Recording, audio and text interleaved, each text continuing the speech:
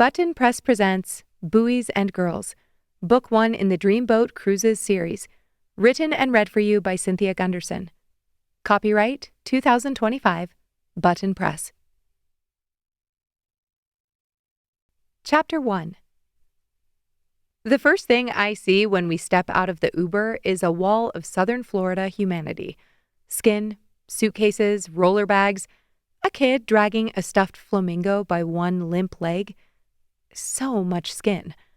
I'm jealous since I chose to wear a sweater and leggings so I wouldn't freeze on the plane, but now I'm sweating like I stole something.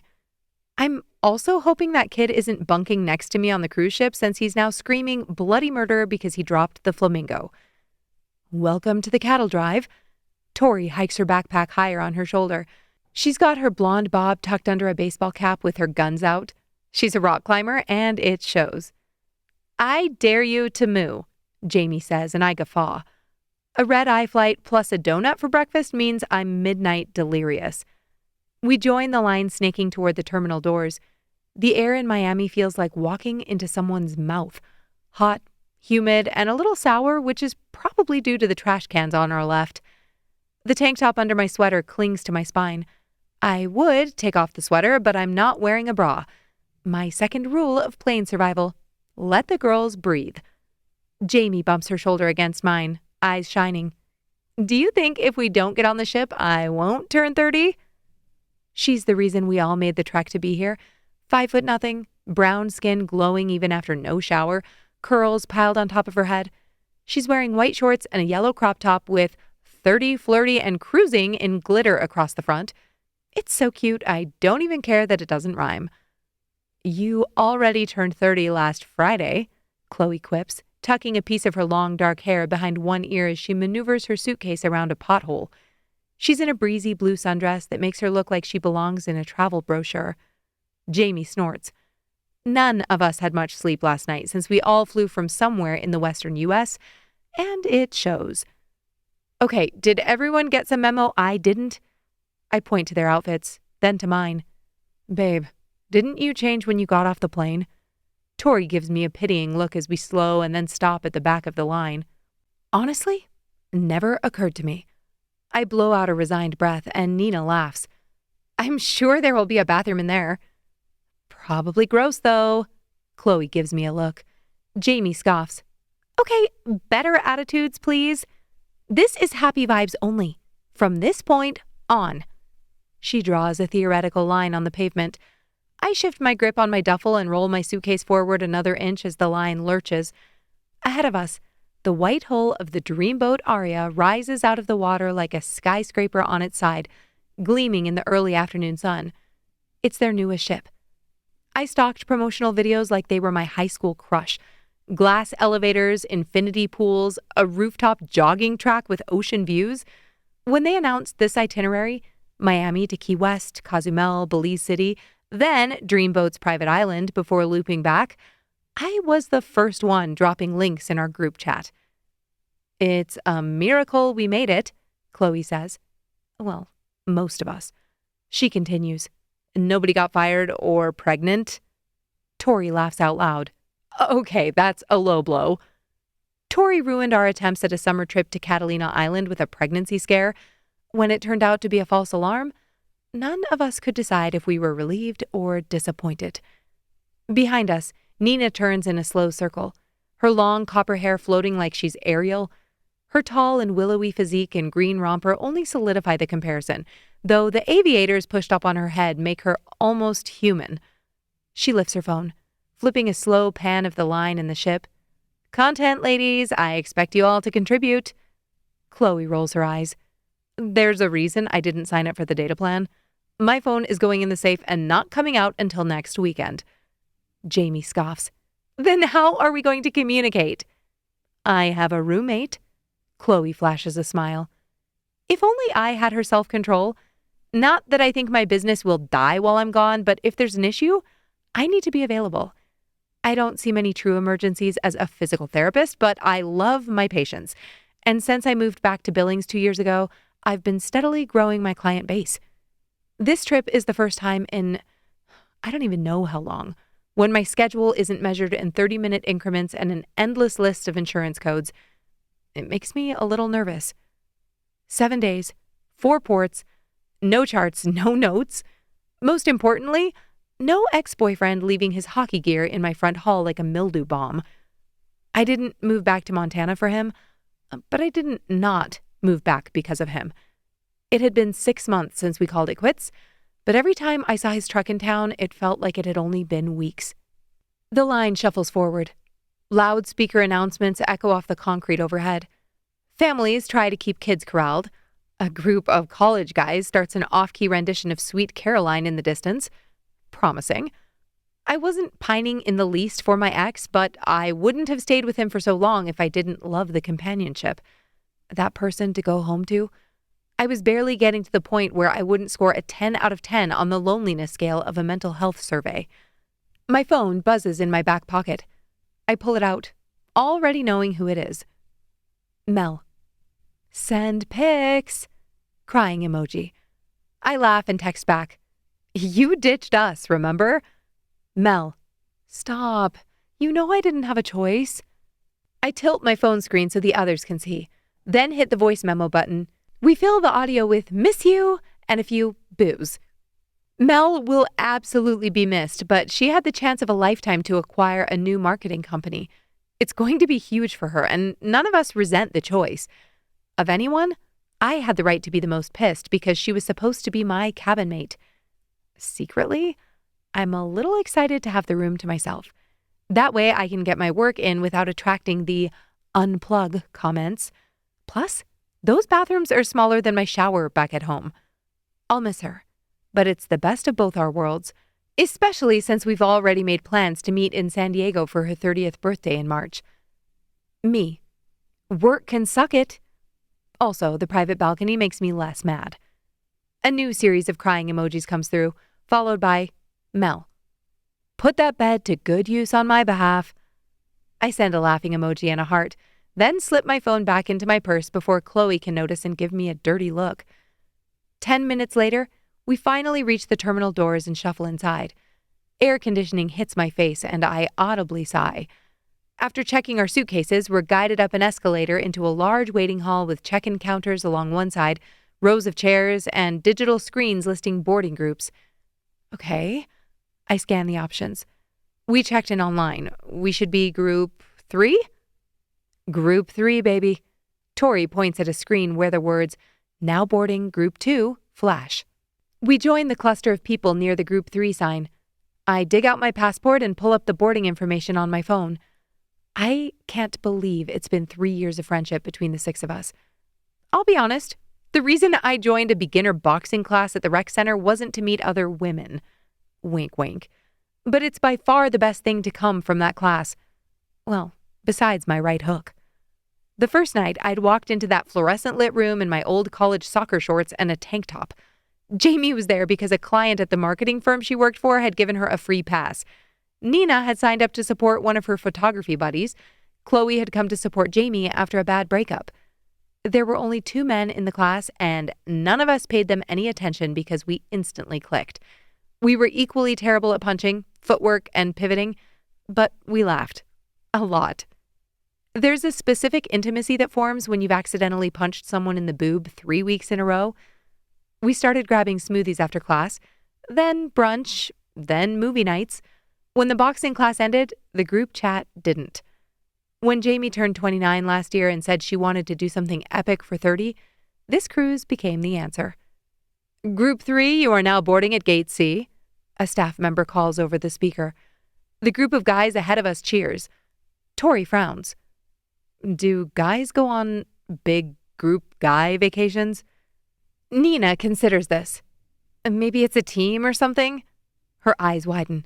Maybe it's a hockey team? Chloe gives me a look. Don't even start. It's true, I say. Those hot hockey players aren't all they're cracked up to be. Jamie shakes her head as the line starts to move. Just because you got a douchebag doesn't mean they're all that way. And she spins toward us, her face making an I'm sorry but also super excited about something expression. Oh no, Chloe mutters. I might have chosen this week for a reason. I stare at her blankly. What do you mean? She bites her lower lip. I found out that the line's moving. A man grunts from behind us. Chloe's eyes flash as Jamie apologizes and holds up a hand. I love both of them for that. We scoot forward as Jamie talks over her shoulder. I found out that this week is kind of a singles week on the ship. Say what now? Tori raises an eyebrow. A singles week, like where they have all these mixers and are we signed up for that shit? Chloe squeaks. Jamie's face squinches. Just a little? The group of guys now scanning in and receiving their wristbands makes a lot more sense. Nina laughs out loud. Tori blinks. And I? A flurry of emotion swirls in my chest. Disappointment, because the last thing I want to think about is men or dating. This whole trip was supposed to be just us. Preemptive exhaustion because meeting new people, while exciting and fun in my 20s, now sounds about as fun as getting blood work done. Jamie and Nina are the hopeful, glass-half-full members of our group. Chloe is usually glass is empty, and Tori and I are more, why are we thinking about the glass? But it is Jamie's birthday. We're here for her, and she's still a hopeless romantic. I've also never been more grateful to have my own cabin.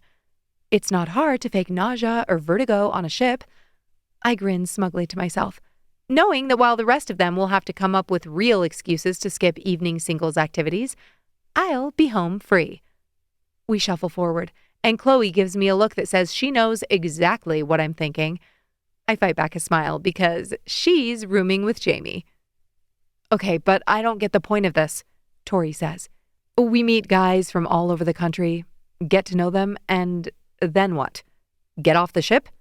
No way that works long term. That's my girl. Nina scoffs. You wouldn't move if you found the guy of your dreams? She nudges Jamie. I think it's a great idea, by the way. Right? Jamie gives us all chastising looks. Who doesn't want a romance at sea? I start to raise my hand, but Nina grabs it with a laugh. Jamie sobers. I promise, we'll still do all girl stuff. We don't have to do everything. I just thought it would be fun to dress up, choose from a few events, and hang out with other single people. And not just men. When she puts it that way, it doesn't sound like the worst. As long as I get time with my girls, I'm happy. I pull Nina and Chloe in, and they both grab Tori and Jamie for an impromptu group hug. When the guy behind us mutters again, we break apart and move with the herd onto the gangway. Once we've scanned and received our bands, we're on the deck and then walking through sliding glass doors onto the ship.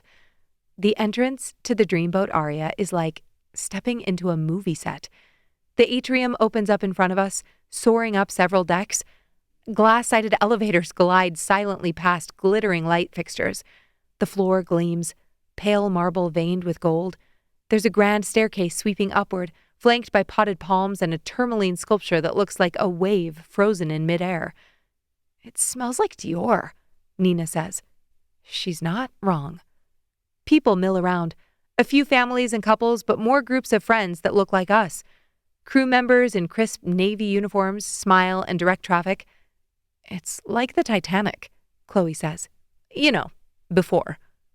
Wow, love that energy, I say. Thank you for that. Like minus the iceberg plus OSHA? I snort. Where do we go? Jamie's head is swiveling like an owl.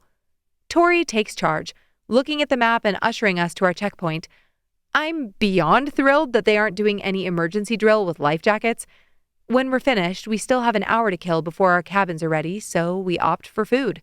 When we're sufficiently stuffed and relaxed, courtesy of the welcome mimosas, we take the elevator down to Deck 5, following the hallway signs toward our section. The carpet is patterned in swirling blues and golds, and doors with little plaques line the corridor on both sides. Our cabins are midship. Perfect, so we're close to the stairs. I count off numbers on the doors until we reach the first one in our block. Jamie squeals, and even Chloe can't help but absorb some of her over-the-top energy. Chloe leans down and checks the tags on the bags, even though the vintage bag with the brass corner protectors is clearly hers. Swimsuits? Pool deck? Jamie asks. We all nod our heads. Tori and Nina find their bags and open the door to their room, which leaves me in the next one. I give Chloe a slow wave, then swipe my band over the sensor. Strange. My bag isn't in the hall. They're probably doing the rooms in batches and maybe... I gasp, jumping back and running into the doorframe. There's a man in this room. He's standing next to the bed wearing board shorts and nothing else. Tan skin, broad shoulders, a line of muscle running from his chest down his stomach. There's a suitcase open on the bed to the right, clothes piled beside it in careful stacks. He holds a folded t-shirt in frozen hands, eyes wide. I'm so sorry. I turn to leave, fighting with the door and finally escaping back to the hall. My breath comes in fits and spurts. What the hell? Chapter 2. I lift my wristband, my brain short-circuiting. My band opened the door. His band obviously opened the door, but my bag isn't here, so maybe... The door swings open behind me. I whirl around so fast my ponytail smacks me in the cheek. The shirtless man stands in the doorway now, holding his folded t-shirt like a shield. His expression is somewhere between apologetic and bewildered. "Hey," he says carefully. "So, Yeah, exactly. I'm going to... I point down the hall, my eyes slipping from his face without permission. I whirl and call back, "I'll find guest services, just to mix up, I'm sure." I march down the hall like I'm escaping a crime scene. Behind me, his bare feet slap against the carpet as he jogs to catch up. "What are you—" "I'm coming with you," he interrupts, yanking his shirt over his head and pushing his arms through the holes. The shirt slides over his stomach, and it's then that I realize I've stopped. "Oh, okay." I blink and force myself to keep walking. That makes sense. He must be just as disturbed as I am that we both had access to the same room. We make it to the elevators, and when the doors open, I jab the button for Deck 6, where we entered the ship. It seems like guest services would have to be there in that atrium. The guy from my cabin steps in next to me, giving me a wide berth. His hair is still a little damp, dark brown and curling slightly at the ends. His toes curl against the tile like he's trying to touch it with as little of his body as possible. "They probably just cleaned it," I say. "There have been 1,000 people on this elevator today, and they all walked through Miami." That is a fair point. "I could have waited for you to put on shoes." He raises an eyebrow. Well, another good argument. I pull out my phone and check the time. It's only been 5 minutes, but Jamie seemed motivated to get to the pool. At least we should still be able to text since we haven't left port. "Are you here with anyone?" he asks as the elevator dings and the doors slide open. "Just some friends." "Just?" Friends. My best friends." We step out into the buzzing atrium on Deck 6 where a host of newly boarded passengers crowd around the guest services desk. There's a line, which is predictable. By the huffs and tapping fingers, it seems to be moving at the pace of a 1,000-year-old glacier. I drag a palm down my face. This is my personal hell. "Not a line person?" I turn. Nobody's a line person. He shrugs. "They can be fun, if you're with the right person." Then he stalks off toward the desk, bypassing the line completely. It's the first time I see him from the back. He's got nice calves. He walks up to the far end of the counter and leans over, catching the attention of a woman shuffling through paperwork, not at a computer station. They exchange a few words, then he points in my direction. She nods, then frowns, then disappears into a back room. My mystery man raises a hand and motions for me to come over. I keep my head down and try to ignore the dirty looks from the other passengers in line. "What are you doing?" I hiss. "Asking about the room. Isn't that—" "There's a line." He shrugs. "She was available." I open my mouth, but before I can get a word out, a man in crisp white slacks and a fitted navy blazer with a gold Derek name tag arrives in front of us. He's tall, with perfectly groomed dark hair, a smooth tan, and the kind of smile you see on water pit commercials. "Sounds like we're having a room issue," Derek says, commandeering a computer from another staff member who is wrestling with the printer. I wet my lips. Yes. I went to the room I was assigned, but he was already in it.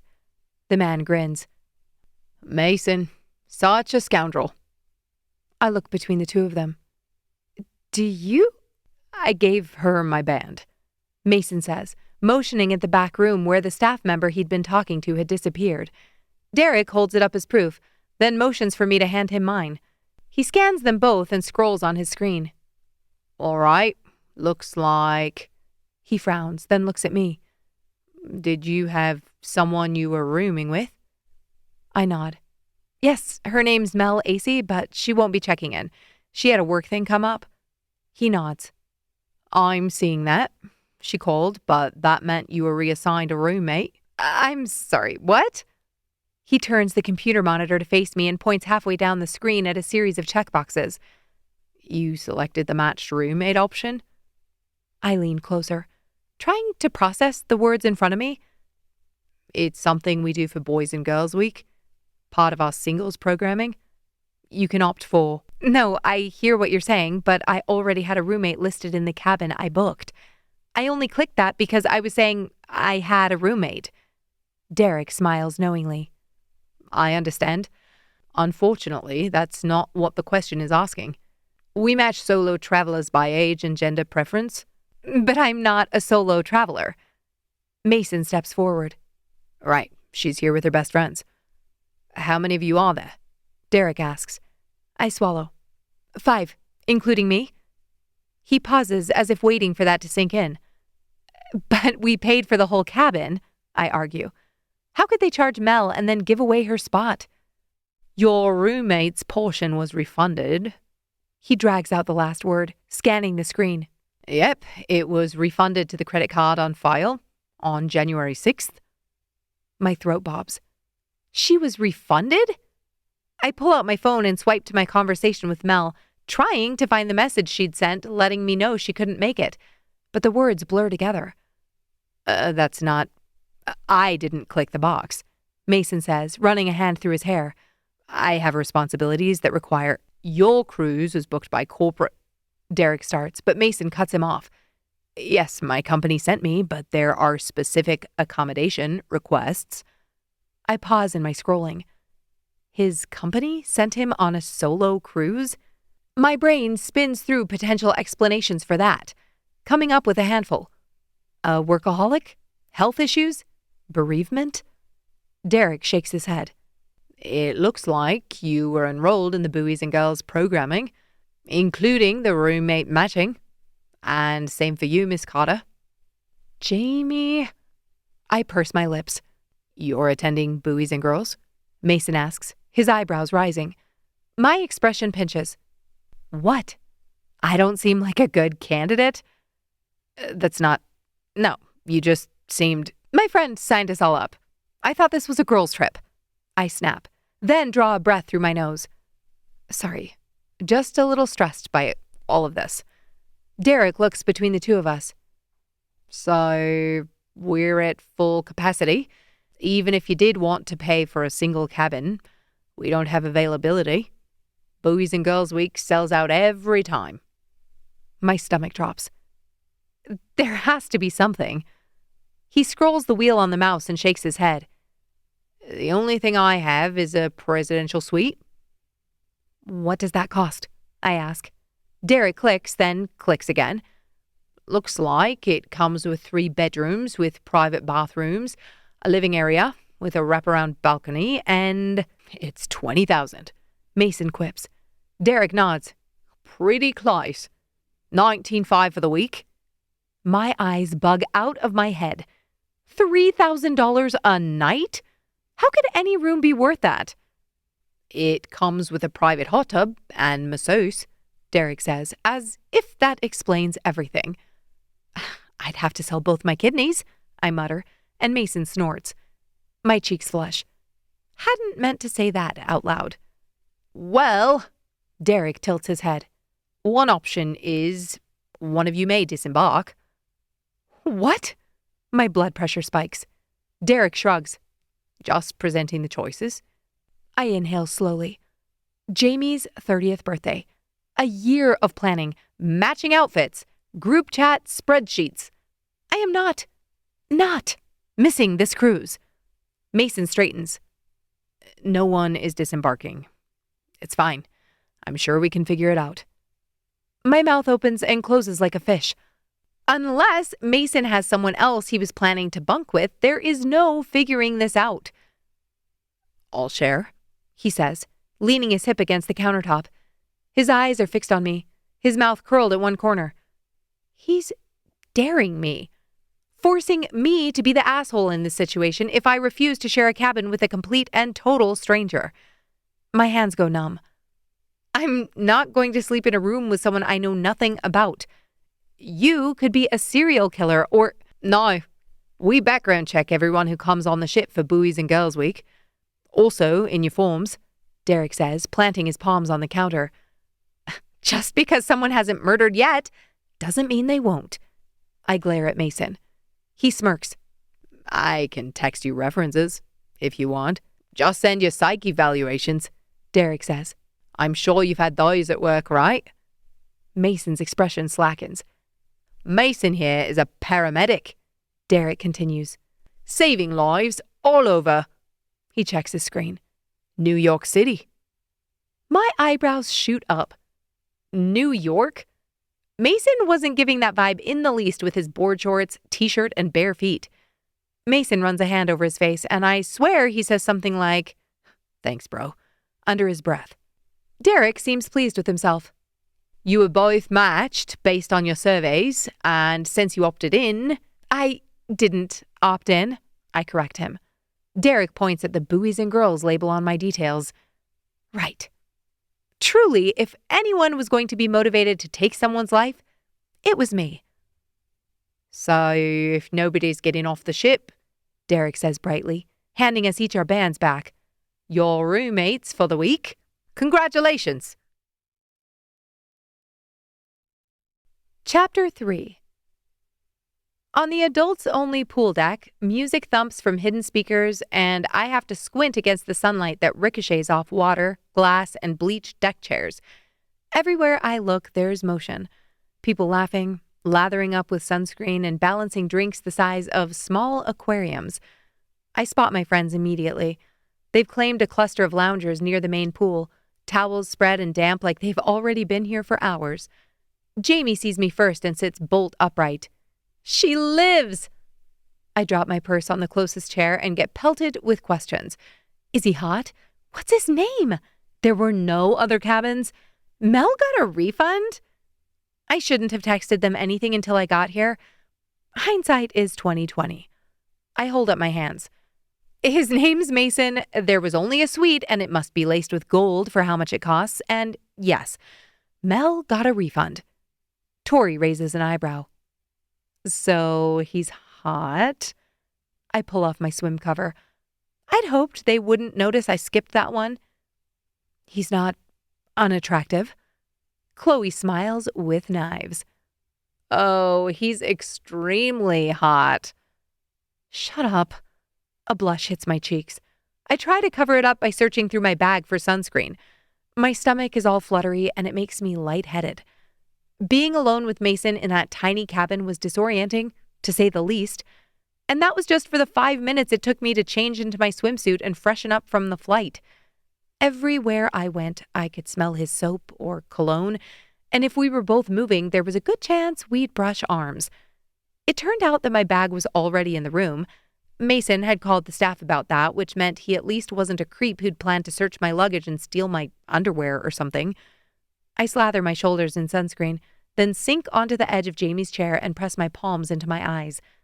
Then I tell them everything. The door, the abs, the mutual horror, guest services, Derek at guest services, changing into my swimsuit in the bathroom, realizing my cover-up was back in my bag, and being forced to appear half naked in front of Mason. Half naked on the pool deck felt appropriate. In the bedroom with a random dude? That hit different. So, Nina pushes her sunglasses up her nose. You're sharing a cabin with a hot paramedic? I fail to see the disaster here. Jamie's smile almost reaches the bottom of her Elizabeth Taylor sunglasses. It's perfect. Who doesn't want a cruise ship fling? I scoff. And maybe Nina wants it. I'm not exactly the fling type. Nina nods in agreement. I half think about asking her to switch rooms with me, but something about that thought twists between my ribs. I blink. I don't have time to analyze whatever the hell that feeling was because Tori is already launching into logistics. You could bunk with us. Don't they have those wall bunk beds that you pull down from the ceiling or something? I picture that tiny room with 3 women sharing it and shudder. Absolutely not. I love you all too much to destroy our friendship that way. Jamie stretches her arms over her head. Listen, I signed us up for the whole singles thing because we're all getting a little comfortable. Before Chloe can cut in, she continues, You know it's true. All of us have had bad breakups in the past couple of years and we need to get over it. I'm 30. Y'all are right there with me. We have good jobs, great bodies, we're smart and funny and ambitious. Yeah, exactly why we can't find good men, I say. I wish it weren't the truth, but it seems like every guy we've collectively dated has wanted a mom, not a girlfriend. Jamie pushes her sunglasses up onto her head. That's exactly why this is a good idea. Any guys on this cruise have had to put forth effort.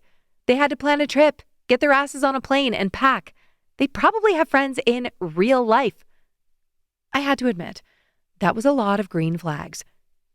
They could just be looking for hookups, Chloe says. Jamie shakes her head. I'm not going to say that doesn't happen, but I researched this thoroughly. This isn't just a get drunk with other single people thing. They have structured programming to help you get to know each other and connect. Men want that as much as women do. I wanted to believe that was true, but I had yet to see it in the men I'd been romantically involved with. The guy you got paired with is doing Buoys Girls week, right? Jamie asks me. I nod.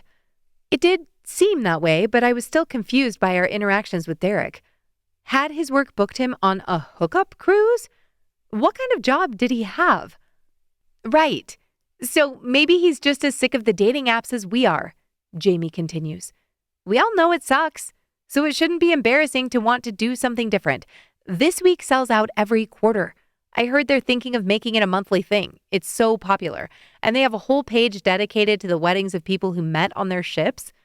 She shrugs, her face saying, The proof's in the pudding. Chloe lets out an exasperated sigh. But I don't wanna. Nina pets her hair like a cat. We'll get through this together. She looks up at me. Except Liv. She'll get through it with Mason. I grab one of the stacked towels on the chair next to me and chuck it at her. Chapter 4. The opening mixer for Buoys and Girls is in a lounge that feels explicitly designed for foreplay. Low lighting, faux candles, and cocktails with names like Port of Call Me. People cluster in loose groups, their name tags crookedly pinned to shirt pockets and dress straps. We enter together, but Jamie is immediately pulled into deep conversation with 2 women in front of the drink station. Tori starts flirting with a guy built like a refrigerator, who straight up turns and introduces himself, leaving me, Chloe, and Nina wallflowering. It doesn't take long for me to spot him. Mason stands near the bar, hands in his pockets. He's changed into a long-sleeved button-down, sleeves rolled just enough to show forearms that might be nicer than his calves, which are thankfully hidden under linen pants. He's not talking to anyone, but he looks content. Not on his phone, just observing. It's unnerving. That's him? Nina asks, following my line of attention. I clear my throat and turn to stare out the pitch-black windows. We left port a couple of hours ago, and the coast has long since faded behind us. That's him. Chloe gives a smug smile. He's not talking to anyone. Is he waiting for you? Stop. There's a pang I don't expect. Pity, maybe? He doesn't look lonely, but at no point did Mason mention friends he was meeting up with. And the whole work thing? I'm starting to wonder if something terrible happened to him. Chloe nudges me. Did you tell him you sleep naked? Stop, I laugh, escaping to the appetizer table. It's full of fresh fruit, finger foods, and bite-sized desserts. The 3 of us fill our plates, but when we reach the end, Mason turns my direction. For a second, we just look at each other. Then he lifts his glass in a small, polite salute. I drop my eyes first. He is handsome, incredibly so, and I don't like that I'm noticing the dimple in his right cheek or the scruff on his jaw. Jamie might think we need to get out of our comfort zones, but I'm barely finding mine again. I dated Connor for almost 2 years, knowing deep down the entire time that it wasn't what I wanted. That makes for a rough re-entry into the dating scene when it's not just the men you don't trust, but yourself. The night winds down eventually, my friends glowing, tipsy, and thrilled. I make my excuses and head back to the cabin alone. At least Mason doesn't know my friends and can't rat me out for saying I'm tired, only to sit in front of my computer screen until midnight. Inside, the room is dim, the curtains half drawn. Mason's bag is neatly tucked to one side. Mine sits untouched where I left it. "Hey." His voice comes from the balcony doorway. I jump. I hadn't seen him leave the mixer, but then again, I'd very much been not looking. "You need a bell." He smiles faintly. "Sorry." We perform the most awkward bedtime choreography known to man, brushing teeth in shifts, apologizing every time we cross paths, pretending the other person doesn't exist while being forced to tune in to their every move so we don't accidentally brush arms. I sit on my bed in shorts and a t-shirt, my bra still on. I don't know how I'm going to survive an entire week like this, but when Mason says, "So, this is fine," I respond with, "Totally fine." I grab my computer from my backpack, and the silence stretches. I want to rip my bra into shreds and light it on fire. "So, paramedic, huh?" I start the process of logging into the Wi-Fi. He coughs. "Yep." "Seems stressful?" I'm hoping he opts for more than a one-word answer since my curiosity about his life is killing me, but he only says, "Sometimes." I open my email to find 20 new patient messages and office communications. The people I work with are amazing. Farmers, ranchers, athletes, and new mothers. They're down-home folks with a strong work ethic and grit. Sometimes stubborn as hell, but I'd rather work with that than most other personality issues that lead to noncompliance. If I were in my own room, I'd turn on one of my playlists, make sure all of my browser windows were open to my most used pages, and dig in. But I'm having a little trouble focusing. Mason's doing some kind of stretching at the end of his bed. He's wearing joggers and a t-shirt similar to what he'd thrown on in the hall earlier when we visited guest services. His clothes all look soft, like expensive brushed cotton or bamboo or something, the kind of fabric you buy when you value comfort and have opinions about it.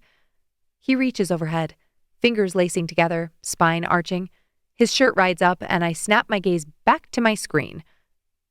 "So," he says after a moment, voice casual, "how was the mixer for you?" I blink. "What?" "The mixer," he repeats. "Earlier tonight?" Not sure how else to say. "No, sorry, yeah. That was just way out of context." His brows pinch. "Out of context? It happened less than an hour ago?" I look up from my screen. "Right. But I was asking you about work?" Did this guy have no social or conversational acumen? He drops onto the bed. "I thought that topic was covered." I'm not sure what to say to that. If he thinks, "Yep," and "sometimes," sufficiently explore an area of our lives that consumes at least 50% of our time on this planet, then we are very different people. "The mixer was fine. Didn't look like you were having a blast, though," I say. His eyebrows lift, and I realize that made it sound like I was paying attention to him, which I absolutely was, but don't want to admit. "I just mean when I saw you at the bar, you didn't look like you were talking to anyone." That makes him laugh. A short huff. "Is that bad?" I shrug. "Depends, I guess. You were at a singles mixer." He shifts, settling onto his bed, elbows braced on his knees. "Did you meet anyone?"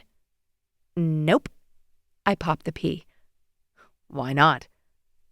"I'm here for my friend's birthday. She's the one who signed us up for the single stuff. I'm not interested." I don't want to be too critical in case he's actually excited about it. "Ah." He nods. I glance up from my screen. "What's that supposed to mean?" "Nothing." I don't drop my eyes and he eventually gives. It's just a little cliche. My eyes narrow. Wanting to get work done isn't cliche. We don't all have companies that send us on paid vacations. His lips twitch. We don't all have friends who sign us up for singles stuff. He uses air quotes, then reaches for his bag and pulls out his laptop. I bite my tongue, debating whether I should say what's on my mind. I wouldn't usually be this bold with someone I just met, but he's the one who opened the door. I go for it. So why are you here? Did your work force you to come on singles week? His computer chimes as the screen lights up. Just happened to work out that way. I study him as he logs in. So you're not married with kids or something? Just taking advantage of the free drinks? He laughs. No, definitely not. A little cliche, I murmur, turning back to my screen. What's a little cliche? His eyes are on me. I shrug. A guy coming on a work trip, pretends he doesn't care and just happens to be signed up for the singles meetups. That's not at all cliche. My head snaps up. Well, neither is a woman who comes on a cruise with her friend and finds out 5 minutes before she boards that she's spending 7 days meeting guys who want to hook up. Or rooming with one. He purses his lips. I don't want to hook up. Good. And when I said cliche, I was referring to the woman who swears off all dating. So many women swear off dating, for good reason. That's not a cliche. It is when they look like you. My mouth freezes half open, a flush creeping over my skin.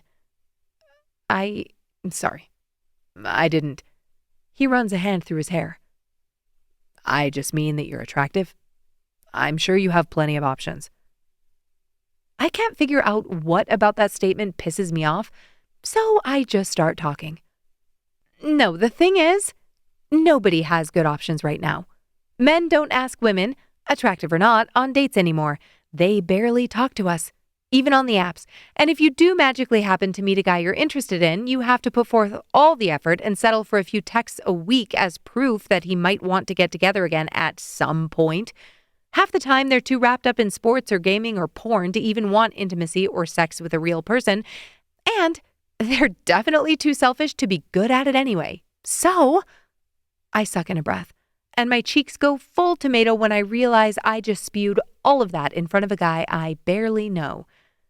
I give a, there you go, gesture with my hands, then clap them on my thighs. Sorry. TMI. I try to shrink over my computer, but Mason does the opposite. He sits straight, his eyes bright. Well, that's exactly right. Men have too many options to get what they want without giving anything in return. It's safer. I look up, wary. Was he agreeing with me? The ship sways beneath us. Somewhere down the hall, someone laughs too loudly. A door slams. Mason exhales.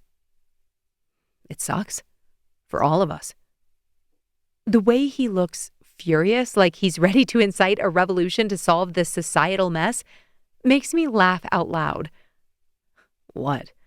He looks like he's not sure if he should laugh with me or not, and that makes his face look even more innocent. Are you messing with me? I don't have enough experience with him to know if he's capable of satire. No.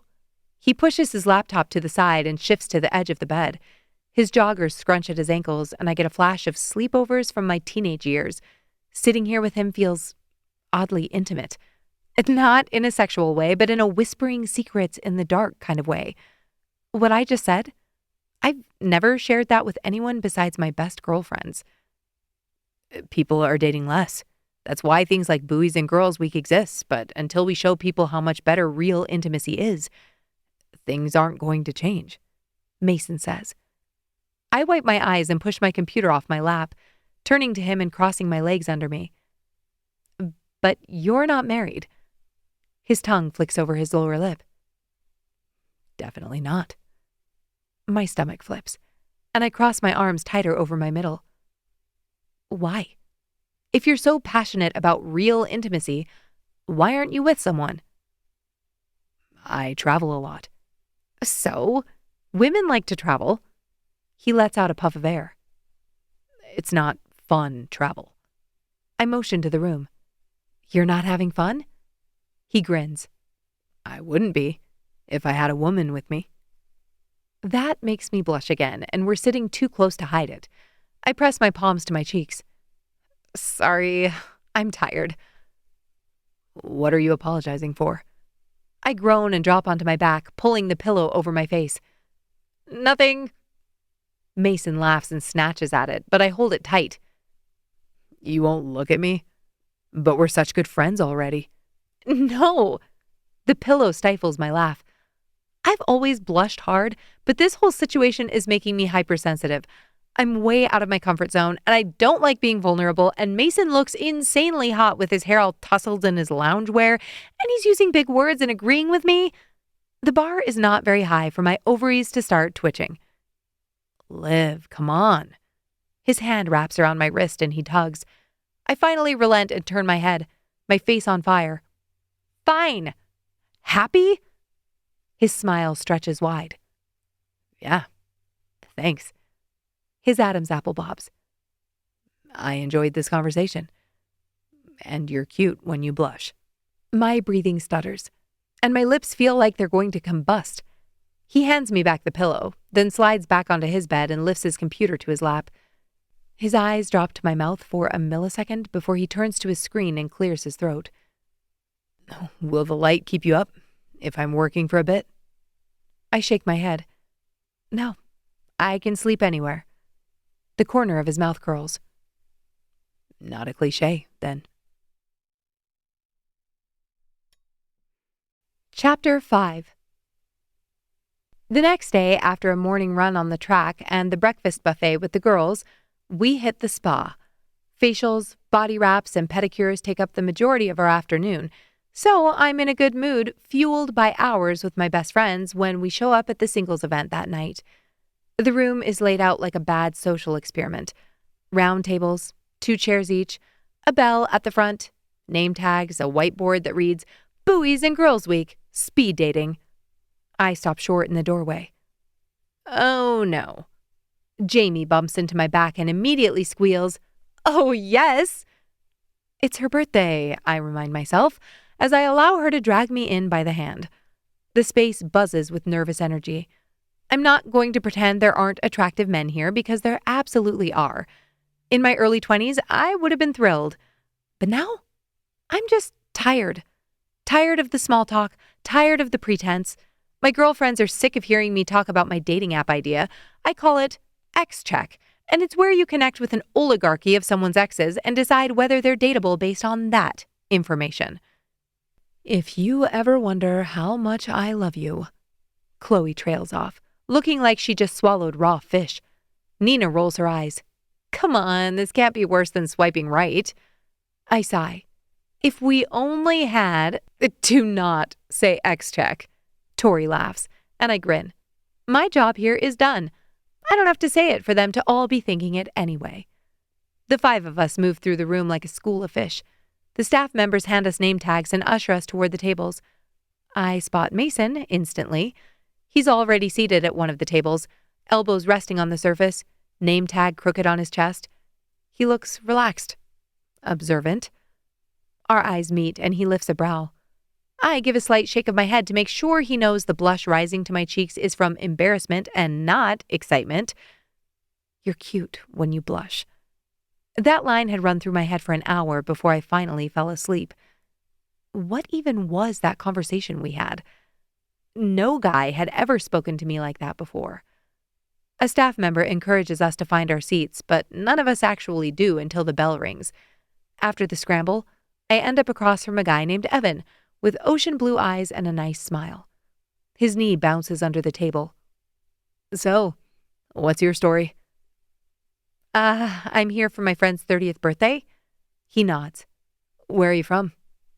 Montana. I've lived all over, but just moved back a couple of summers ago. That sets him at ease. His knee still bounces, but at slower intervals. My parents went to school in Montana. I reply with the obligatory, Oh, that's cool.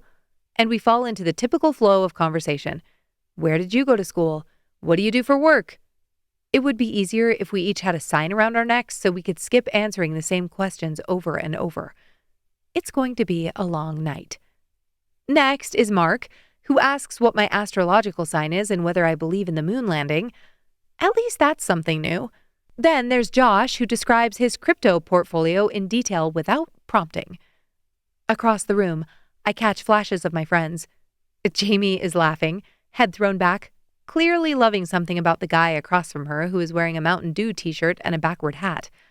Tori looks like she's treating this like a police interrogation, and Chloe has her arms and legs crossed, nodding like she's at a job interview. The bell rings again, and I jolt when my attention slides back to the seat across from me. "Oh, hi," I say, and Mason gives a small wave. My mouth is instantly thick. "Fancy seeing you here." His head cocks to the side, and I can't help but notice that his eyes are greener in this light than in the room. His foot shifts, and our knees bump together under the table. "Sorry." He sits up straighter. I blow out a breath and am about to say, "We don't need to do this," since we're sharing the same cabin, but Mason speaks first. "What makes you feel most like yourself?" I blink. What the hell kind of question was that? I scramble for a witty comeback, but the expression on Mason's face makes me pause. He's not smiling, not teasing me. He looks curious. And after internally complaining about the small talk, I'd be a bit of a hypocrite not to answer thoughtfully. I glance down at my hands, then back up. My heart races as I say, "I think it's when I'm helping people. I'm a physical therapist, so it's when someone comes in and I'm able to see what their body needs, then help them through it." Mason watches me but doesn't respond. I can't take the silence. "You know all about that, though," I continue. "Saving lives all day." He frowns, then nods. "Right." Again with the one-word answers. Most guys would jump at the opportunity to talk about themselves, to regale me with tales of their heroism on the job or shocking cases. When Mason is still quiet, I ask the first question that comes to my mind. "What scares you?" This time, Mason doesn't hesitate. "Wasting time. Doing all the things people tell me to do, only to realize later that I missed out." That was a damn good answer. It hits a little too close to home, so I make a joke. I would have said choking on a piece of steak in my apartment, but I guess that works. He smirks. "You like steak?" Who doesn't? "But you make it at home?" Now I'm smiling. "Yeah, it's 1,000% cheaper, and all you have to do is throw it in a cast iron pan."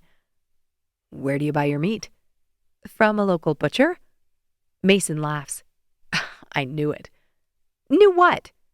"You don't seem like someone who'd buy meat at the grocery store." I drop my mouth in mock horror. "And why is that?" He motions at me, noting the Lululemon logo on my zip-up.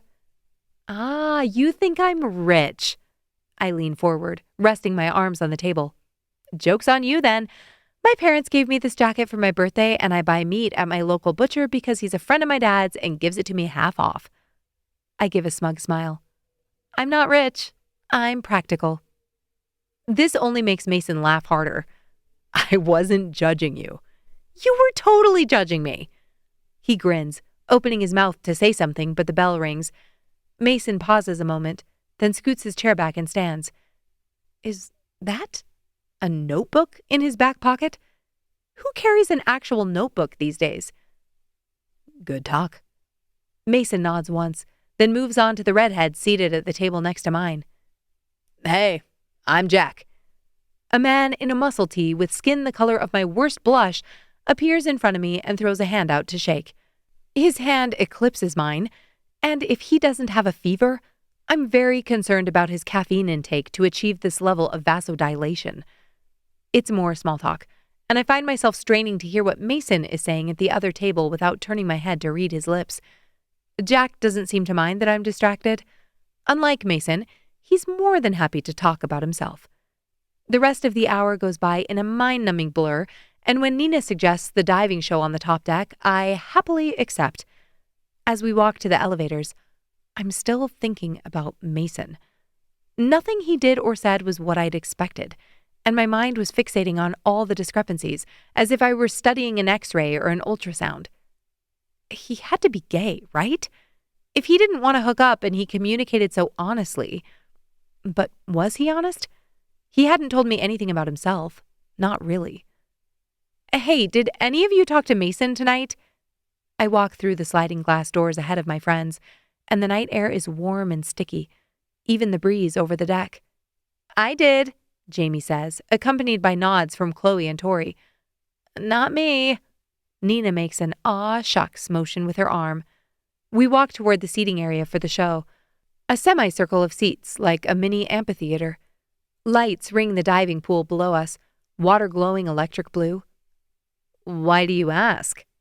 Chloe gives me a look as we shuffle into the aisle and find an empty block of seats. Because he doesn't make any sense? I sit and drop my purse in my lap. Did he try something last night? Nina leans in at the hint of drama. I laugh and shake my head. Definitely not. That phrase only makes me think of Mason, which is not helping. I mean, we talked, but I can't figure him out. What did he say in there with you? Tori shrugs. He likes food. Like, a lot. My face pinches. What? He asked what my favorite food was, and when I said sushi, he told me about this great sushi place in Tampa. My frown deepens.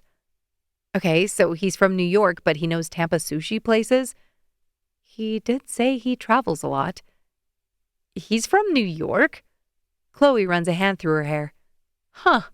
I would have said West Coast. No way, Jamie says. Midwest for sure. He talked about growing up near the Twin Cities. I purse my lips. The more I learn about him, the less I know. I thought he was a paramedic, Nina suggests. I nod. That's what Derek had told me, but had Mason said a thing about his job? Maybe his parents moved around? Maybe he's an army brat? Tori crosses one leg over the other, settling back in her seat. Chloe chews on her lower lip like she wants to say something. I call her out on it. No, I was just thinking, she says. He said something, and now when you reminded me he's a paramedic. What did he say? My heart speeds up. I made a joke about that one waiter, the one who had flour or sugar or something on his vest. Jamie laughs. Oh, I saw that guy. He was bringing out the mini cheesecakes. Yeah, so I said we should make sure he had the Narcan at the ready. She waits for us to get the joke. Because he's obviously doing cocaine, we get it. Tori motions for her to continue, and I snort. Chloe rolls her eyes. So yeah, I made the joke, and he asked what Narcan was. My eyes narrow. Was he joking? She shrugs. Would have been real dry humor. I don't know, he seemed serious. Maybe he was kidding about everything. Maybe he was deadpanning, laughing his ass off when we all thought he was serious. What do I know about Mason? Nothing. Absolutely nothing. The lights dim, a hush rolling through the crowd as music swells over the speakers. Did any of you ask about his relationship status? Dating? I hiss. Jamie nods. He hasn't dated anyone in a long time. His words. That's always the first question I ask. I chew my lower lip. A man in a top hat takes to the stage, but I can't focus. The need to know the truth about my cabin mate burns through me like Thai food. What is he hiding? Has anything he's told me been the truth? And why the hell do I care so much? The first diver launches cleanly into the water and everyone cheers. I clap, I whistle, I laugh at the right moments. But my brain keeps circling back to Mason sitting across from me. Mason stretching out on the bed. Mason telling me I look cute when I blush. Eventually the show ends. People drift off in clumps. I say goodnight to the girls, only half present in the conversation about Speedos and whether they're attractive or not, then head back to my cabin with Tori since the others decide to hit the tiki bar before turning in. When I open the door to my room, I stop short. The beds are pushed together into one queen, with a towel folded into the shape of a heart set on top of the pillows. Excellent. I stand there for a full 5 seconds, brain rebooting. Cool. I drop my bag and grab onto the end of the metal bed frame. It won't budge. I drop to my knees and lift the coverlet to see if the bed's bolted to the floor or something, and when the door opens behind me, I jump, slamming my head into the footboard. Chapter 6.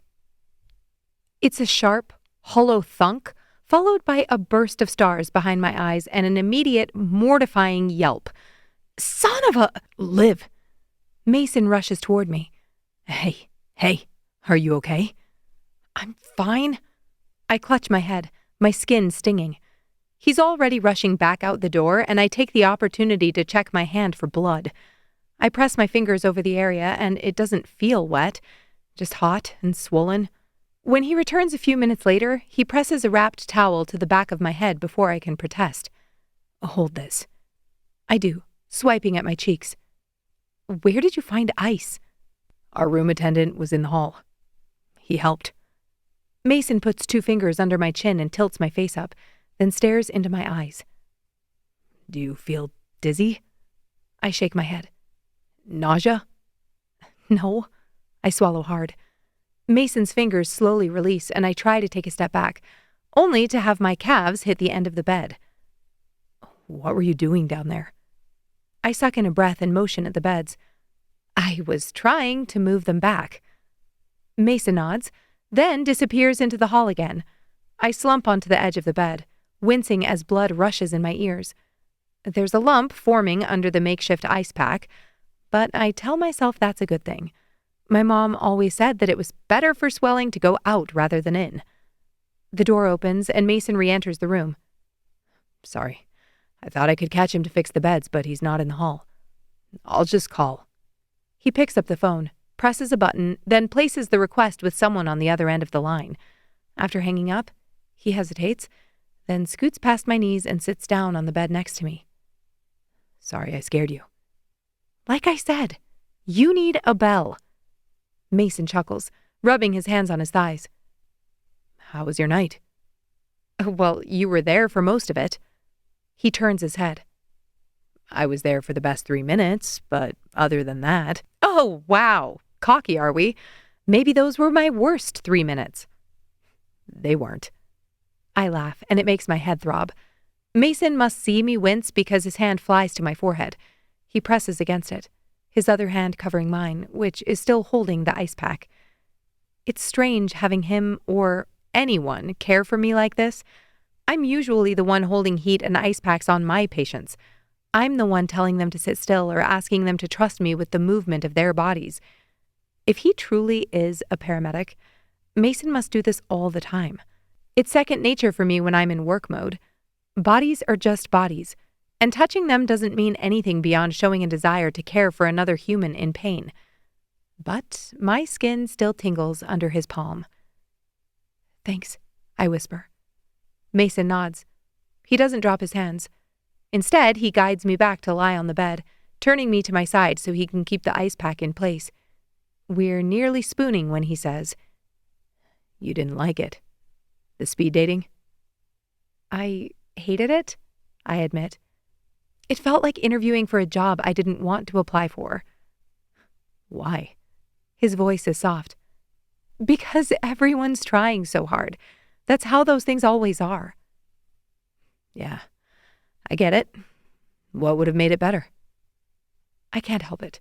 I roll over to face him, losing the ice pack in the process. Who are you? Mason blinks. I told you. No, you didn't tell me. Derek told me. You said you travel for work, but paramedics don't travel. And then you're all... He studies me. All what? I can't help myself. Are you gay? Mason's eyes widen. Then he lets out a guffaw, rolling to his back and throwing an arm under his head. No, I'm not gay. Okay, I'm sorry. You're a really good listener, and only gay guys can listen. I wince. So I hear? I don't have a gay best friend, but I've wanted one for ages.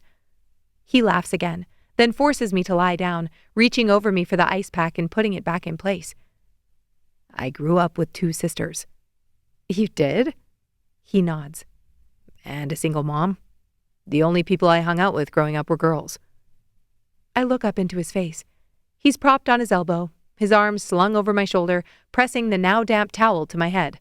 His eyes look like the forest in this light.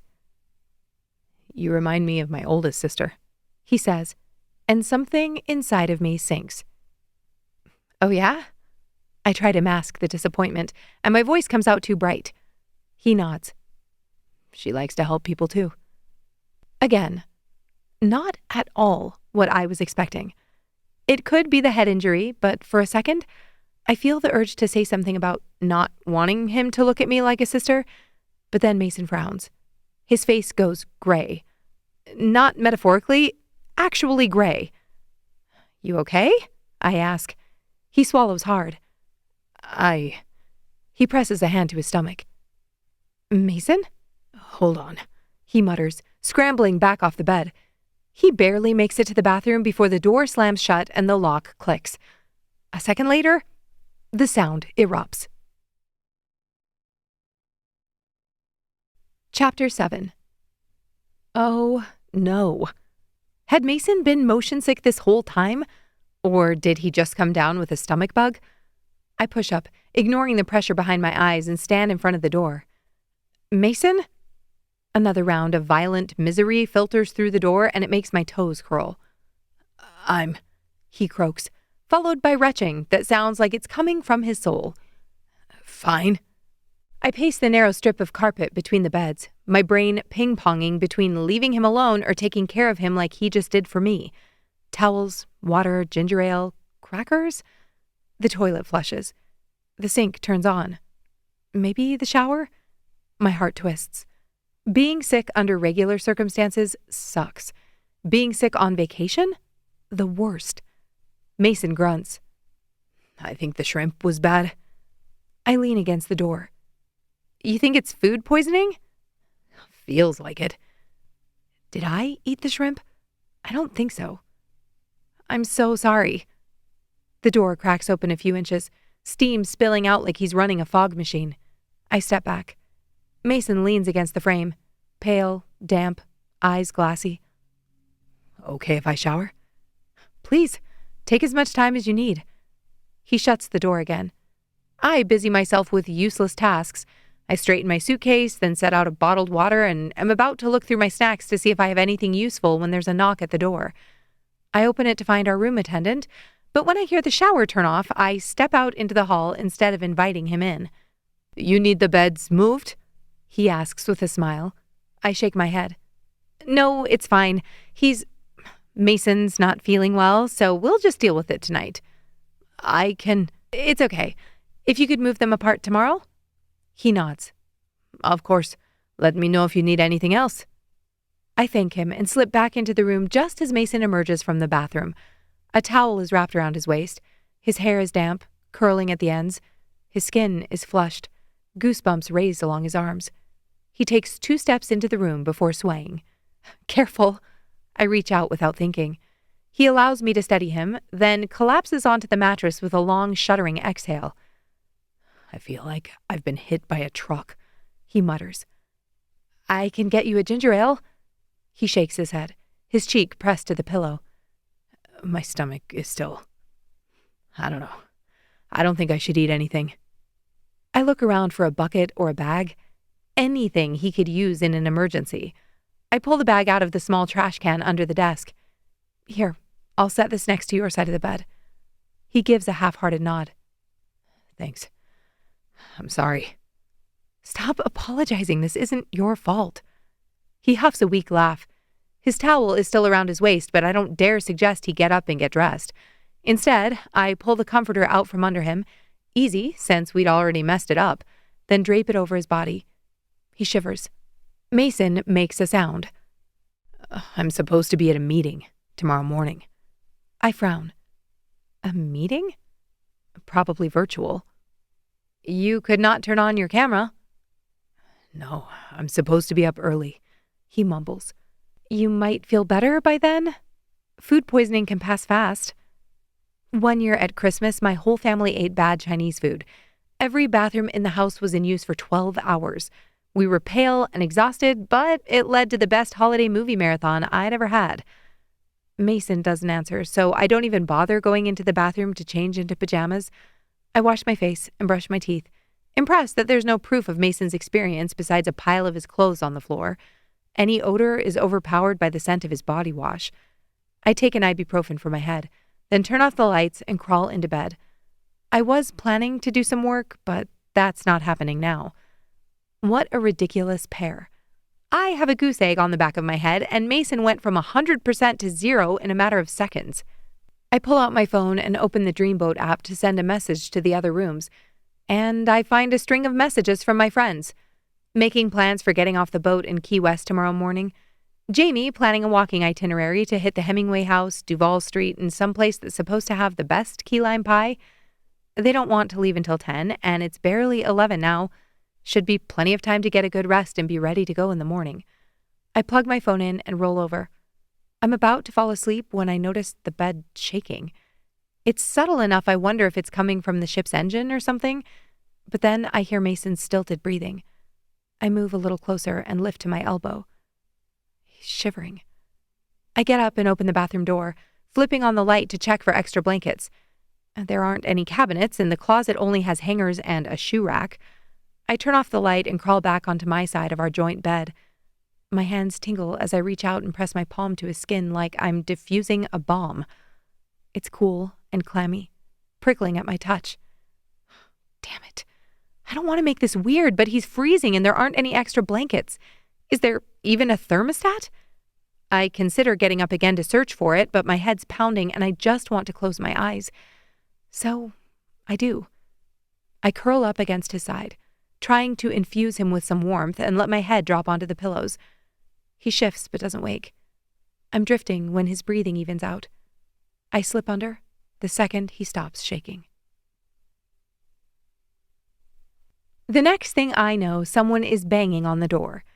I jolt awake, disoriented, my cheek pressed to solid warmth. Mason's chest. My arm is slung across him and his arm is tied around me. The banging continues. I launch myself out of bed, grateful that my head seems to feel normal, and scramble toward the door, yanking it open. Derek from Guest Services stands before me. His gaze flicks past my shoulder and I turn. Mason lies sprawled across the bed, completely naked. The comforter was pulled off in my quick exit and his towel is nowhere to be found. The only saving grace is that he rolled over in the few seconds it took me to run to the door. Derek makes a sound in his throat and my soul exits my body as I push out into the hall and close the door behind me. This isn't what it looks like. Uh-huh. Derek raises an eyebrow. I'm serious. He's late for his meeting, is what he is. I blink. How does Derek know about his meeting? He had a rough night. Another eyebrow raise and I backtrack. He was sick. He didn't sleep well. Derek shifts on his feet, his face softening. Well, he's supposed to be at the Buoys briefing in 5 minutes. My pulse kicks up.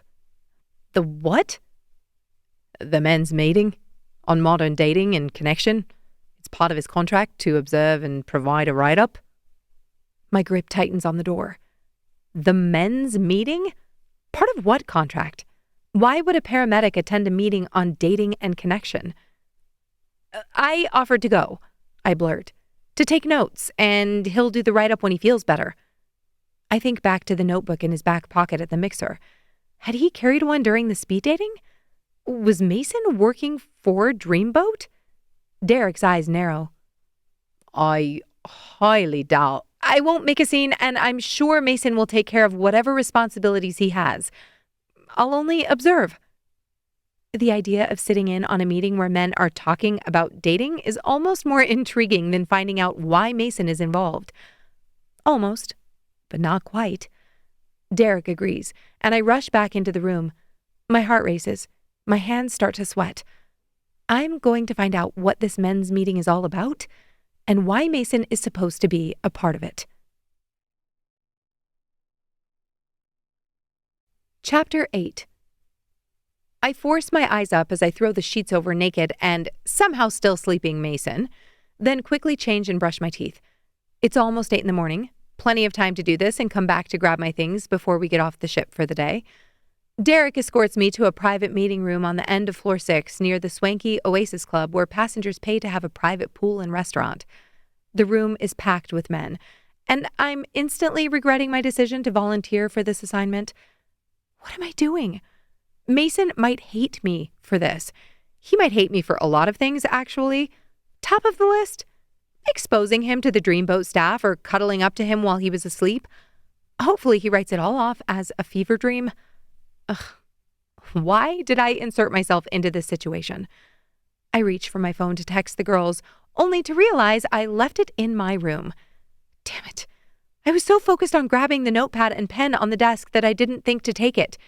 Now I can't even confess my sins and ask for moral support, though they'd all probably be sleeping at this hour anyway. Derek motions for me to make a plate at the small breakfast buffet they have set up with pastries, quiche, and fruit. I do so, then find a chair near the corner and hunker down. A facilitator, not Derek, steps up to the front. Is he the cruise director? If not, I've definitely seen him on stage around the ship. Maybe he was in the top hat at the diving show? He waits for the room to quiet, and I scan for people I recognize. Many of the guys taking their seats have been at the mixer and speed dating events. I spot the guy Jamie was laughing with, and Jack, the guy who stopped at my table after Mason last night. Many of them glance my direction, a little wary. If anyone should be nervous, it's me. I've never been in a room alone with this many men, ever. Welcome to the boys' briefing, modern dating and connection, the facilitator says. My name is Garrett, nice to meet you, and we're going to go through a series of statements. I'd like to get your take on them. This is a discussion, not a lecture. He flips to the first card in his hand and reads, Connection is not performance. Then looks out at the participants. Thoughts? The room is dead silent. Garrett lets it stretch, unbothered. He's wearing dark slacks and a fitted polo with the Dreamboat logo, headset, mic looped over one ear. Finally, a guy in the second row clears his throat. He rubs the back of his neck. That sounds nice, but... A few heads nod, and a couple of guys chuckle. A man near the aisle, built, mid-30s, wearing a backward cap, shrugs. Women say they don't want specific things, but, they actually do. We have to make a good impression, and we have to be good at stuff. More laughs. Garrett grins. Okay, perfect. So what does making a good impression usually look like? Talk yourself up, someone mutters. Be funny, another says. Ask questions about her. Garrett nods. Okay. Let me ask you this. How many of you have been on dates where you felt like you were auditioning? Every single hand goes up. Garrett continues. Right. Now, how many of you have been on a date where it felt like the other person was auditioning? Again, hands. Does it feel that way whenever you meet someone new, or just women? Garrett asks. The men's hands lower, their expressions shifting to everything from pensive to confused. That's why I don't like to meet new people, a man with a shaved head and gauges in his ears says. A few other guys nod in agreement. I think back to my conversation with Mason. Talking about men being scared is one thing, but seeing it right in front of me? Instead of being pissed about the dating scene, I'm starting to second-guess my self-righteousness. What was it Mason said? It sucks for all of us.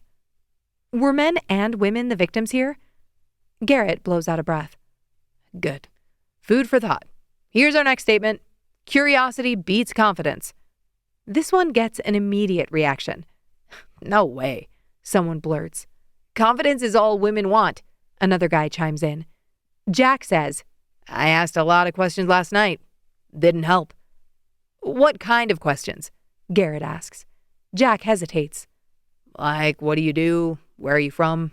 What are you looking for? I think back to my 3 minutes with him. He had asked a few questions, but mostly he talked about himself. Garrett nods. And were you actually interested in the answers? Jack frowns. Yeah. He pauses for a beat.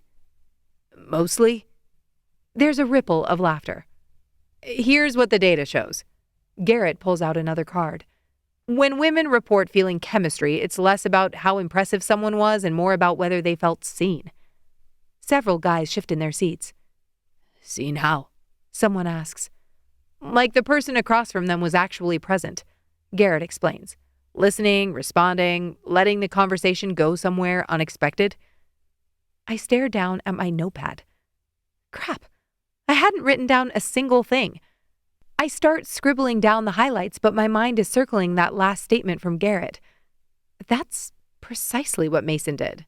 And while I wasn't going to say anything, I could verify that it did indeed have an effect on me. A guy near the wall crosses his arms. That sounds exhausting. It can be, if you're trying to control the outcome. Connection isn't about getting a result. It's about honest interest in another human being. Garrett lets that sink in, then flips to another card. Statement 3. If she says she's not looking for a relationship, believe her. Women never say they're looking for a relationship, someone says immediately. They're supposed to be all independent now. Say they don't need us. That's a trap, another guy laughs. Women say that all the time, and then they end up getting with someone else. Garrett smiles. But you're interested. So what do? Jack catches on first. Curiosity, real connection, no expectations. Gold star, my friend. Garrett pretends to pull out a sticker and press it to Jack's chest. I keep writing.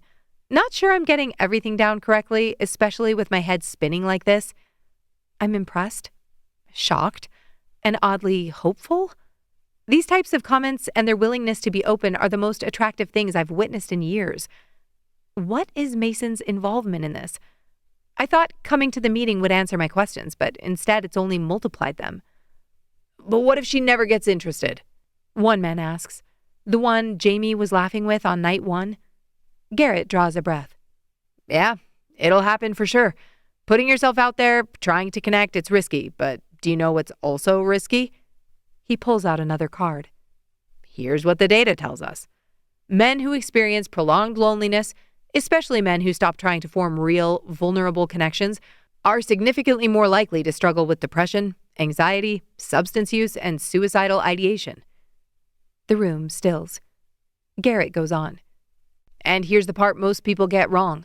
The biggest risk factor isn't rejection. Rejection hurts. It stings. It bruises the ego, but it's finite. He taps the card against his palm. Isolation is not. Garrett looks up. What we see over and over is men deciding that staying home is safer, that not asking is better than hearing no, that avoiding the situation altogether protects them. He pauses. It doesn't. Holy hell. This was not what I was expecting at 8 a.m. My nose starts to sting. Am I going to cry right now? I sniff and finish writing a summary of what Garrett just said. A guy in the back lifts his hand halfway. So, we're just supposed to keep putting ourselves out there? Garrett nods. Yes. Connection isn't a guarantee, but avoidance guarantees disconnection. Another guy speaks up, quieter. It's exhausting to keep trying. I swallow hard. This isn't theoretical, and it's not just reality for the men in this room. My sadness turns to a silent rage. How did this happen? How did we as humans grow so far apart in our communication, cultural opportunities, and gender roles that nobody is getting the relationships they want? Derek taps my shoulder, and I jump. He nods toward the door. It takes me a second, but when I remember I don't have a purse or a phone, I press my pen to the notepad and stand from my chair to follow. I stop at Jamie and Chloe's cabin first and get no answer, then try Tori and Nina. Nothing. They probably messaged me about hitting the breakfast buffet, but since I left my phone in the room, I had no idea. I scan my wristband and enter my room to find Mason upright, showered, dressed, hair still damp. I try to smile like a normal person. Well, you look better. He eyes me. Where were you? Mason's eyes drop to the notepad in my hand. My cheeks flush. I went to a meeting. My meeting? My face falls. I'm sorry, I didn't know what to do. Derek... No, Liv, stop. He holds up a hand. I'm not interrogating you. I purse my lips. Are you mad? He shakes his head. Did you get some good notes? I think so. I swallow hard, shifting on my feet. I had to ask him. What do you do, Mason? His brow twitches. Derek didn't tell you? I shake my head. He said you had to be at the meeting, and I can't quite figure out why a paramedic would be needed at a meeting about connection. Yeah, Derek has a sense of humor. My heart speeds. Not out of fear, but anticipation. And then out of panic because I catch the time on the clock in my peripheral vision. I curse under my breath and bolt for my swimsuit. As much as I'm dying to hear the rest of the story, it's already 9:35. My friends are probably waiting for me. There's a knock at the door. I turn to Mason, my eyes pleading. He gets up and walks to the door while I pop into the bathroom to change. I yank off my shirt and bra. Liv? Mason raps his knuckles on the bathroom door. I freeze. Yeah? You should come out here. I'm not dressed. There are murmured voices. Then Mason says, Just throw something on. They need to talk to us both. They? I fight with my swimsuit top, finally get it on, then yank open the door to find Mason standing at the door with a petite staff member in a white coat. She's also wearing a mask. She smiles politely.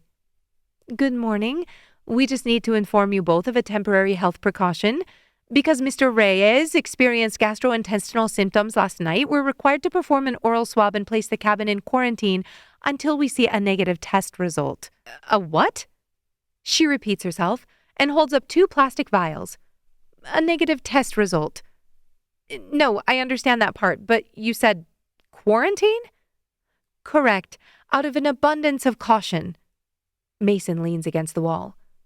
I'm positive it was food poisoning. The woman nods. Right. As soon as we can confirm there are no positive test results. How long will that take? I ask. Typically less than 24 hours. 24 hours? I don't mean to sound rude, but the plans for my entire day with friends are crashing around me. But I'm supposed to get off the boat, and I haven't had any symptoms. I understand, miss, but you'll need to remain in your cabin until we can confirm. She gives me a pitying smile. Room service will be provided. I look at Mason. His expression is grim as he mouths, I'm so sorry. The staff member looks between the two of us, holding out the vials. If you'll allow me to swab your cheeks? I groan and stalk back into the room to grab my phone. I need to send some messages. Chapter 9. Liv. Sorry I missed these. Crazy morning. So much to tell you. But I won't be joining you in Key West. Quarantined. Jamie. What? Why? Tori. Are you sick? Nina. With Mason? Eyes looking emoji. Liv. Not sick, but Mason got food poisoning. I mentioned it to a staff member and I think they must have reported it. We had to do cheek swabs. Jamie. No! Are you serious? Chloe. Is Mason okay? Liv. Fine. Oh, and I saw him naked. Tori. Lead with that, please. Nina. Like saw him naked or saw him naked? Winky emoji. Liv. He threw up in the bathroom and barely made it to the bed wrapped in a towel. So, saw him naked. Jamie. Lol. Chloe. You can't make this shit up. Tori. How long is the quarantine? Liv. Until we get test results. Maybe I can still get out of here, meet you on the island. Jamie. I've got great service. Just text and we'll meet you wherever. So sorry, babe. I drag my hands down my face, sprawled on the bed, still wearing my bikini top with my unbuttoned jeans. This is ridiculous. Mason sits on the chair, a plate of plain toast sitting beside a cup of ginger beer. They didn't have ginger ale, so this was the closest they could get. I'm sorry. No, it's not your fault. Kind of is. I blow out a breath and roll onto my stomach. It's their fault for poisoning you. Mason opens the blinds, and we have a perfect view of the shore from our windows. It's a gorgeous, sunny day with palm trees waving lazily in the sea breeze. I'm supposed to be walking along that beach right now. Maybe the swab will come back quickly. I nod. This is probably the best port to be in, given the unpredictable schedule. Everything's walkable. I was really looking forward to the Hemingway house. Mason turns to look at me. Why? I squint at him like he just asked why water is wet. Because he was crazy. Mason laughs. Obviously. No, I'm serious. I plunk my chin in my hands. He was crazy, but he didn't try to shut it down like the rest of us. Mason watches me, and it makes me nervous, so I keep talking. Like, is that what it takes to do something extraordinary? Lean into our vices, stop trying to fit the mold, and make a mess of most of our relationships? Sounds like a question for Hemingway House. Mason drops onto the bed next to me. Exactly. That and whether I need a six-toed cat. He scoffs. That's a no-brainer. From this angle, with the sun pouring through the window, it looks like one side of his face has been dipped in gold. What? He catches me staring. I clear my throat and look away. You didn't finish your thought. Earlier. I feel his eyes on me, on my exposed stomach. I want to suck in and make it look flatter, but don't want to be obvious that I noticed, so I resist the urge. Which one? His voice lowers with the question, and it quickens my pulse. About Derek? About you going to meetings? Mason nods, blowing out a breath. I should have explained the first night. Honestly, I didn't think we'd be talking much. I turn to meet his eyes. What does that mean? He gives a sheepish smile. I don't know, you seemed pretty pissed about the whole room situation. I was pissed. You didn't seem so happy yourself. Exactly. Neither of us wanted to be here. We both had work, so I figured it didn't matter what you thought I was. I take a note out of his book and stay quiet, waiting for him to expound on that thought. It works. Derek thought it would be funny if I had a backstory. Mason rubs the back of his neck. I worked on the ship 6 months ago to help them start the Buoys Girls program. The research on connections and relationships is brutal. People are lonelier than they've ever been, even with the rise of happy and single narratives. I frown. I'm happy and single. So if you met the right guy, you'd choose single over being with him? I open my mouth, then close it. Well, no, but I don't think there is a right guy. Mason's mouth curls up. Exactly. If you can't get what you want, convince yourself to want what you can get. I push myself higher on the bed and curl into the pillows so I can look at him without craning my neck. So you're saying I'm lying to myself? No, you're making the best of it. It's admirable. That sounds super patronizing. Mason laughs. Sorry. If it makes you feel better, you're not alone. Dreamboat realized that single cruises were selling out faster than anything else in the industry. Not because people wanted hookups, contrary to popular belief, but because they wanted permission to meet people in person without it being weird. Yeah, people are sick of dating apps. Yeah. So they brought me in to figure out why their traditional singles events weren't yielding connections. Lots of flirting and conversations, lots of numbers exchanged, almost zero follow-up. Because it's all surface level. Bingo, he says. So I helped them redesign the experience. You can still do the typical fun dating stuff, but people need to have an intention. I consider this. So you're teaching them? That's what the meeting was? Mason slides fully onto the bed, leaning against the headboard next to me. That's the goal. It's all experimental. So, are you a therapist or something? He nods. I am. My ribs tighten. What have I said to him over the past 2 days? Has he been analyzing me this whole time? Judging my responses?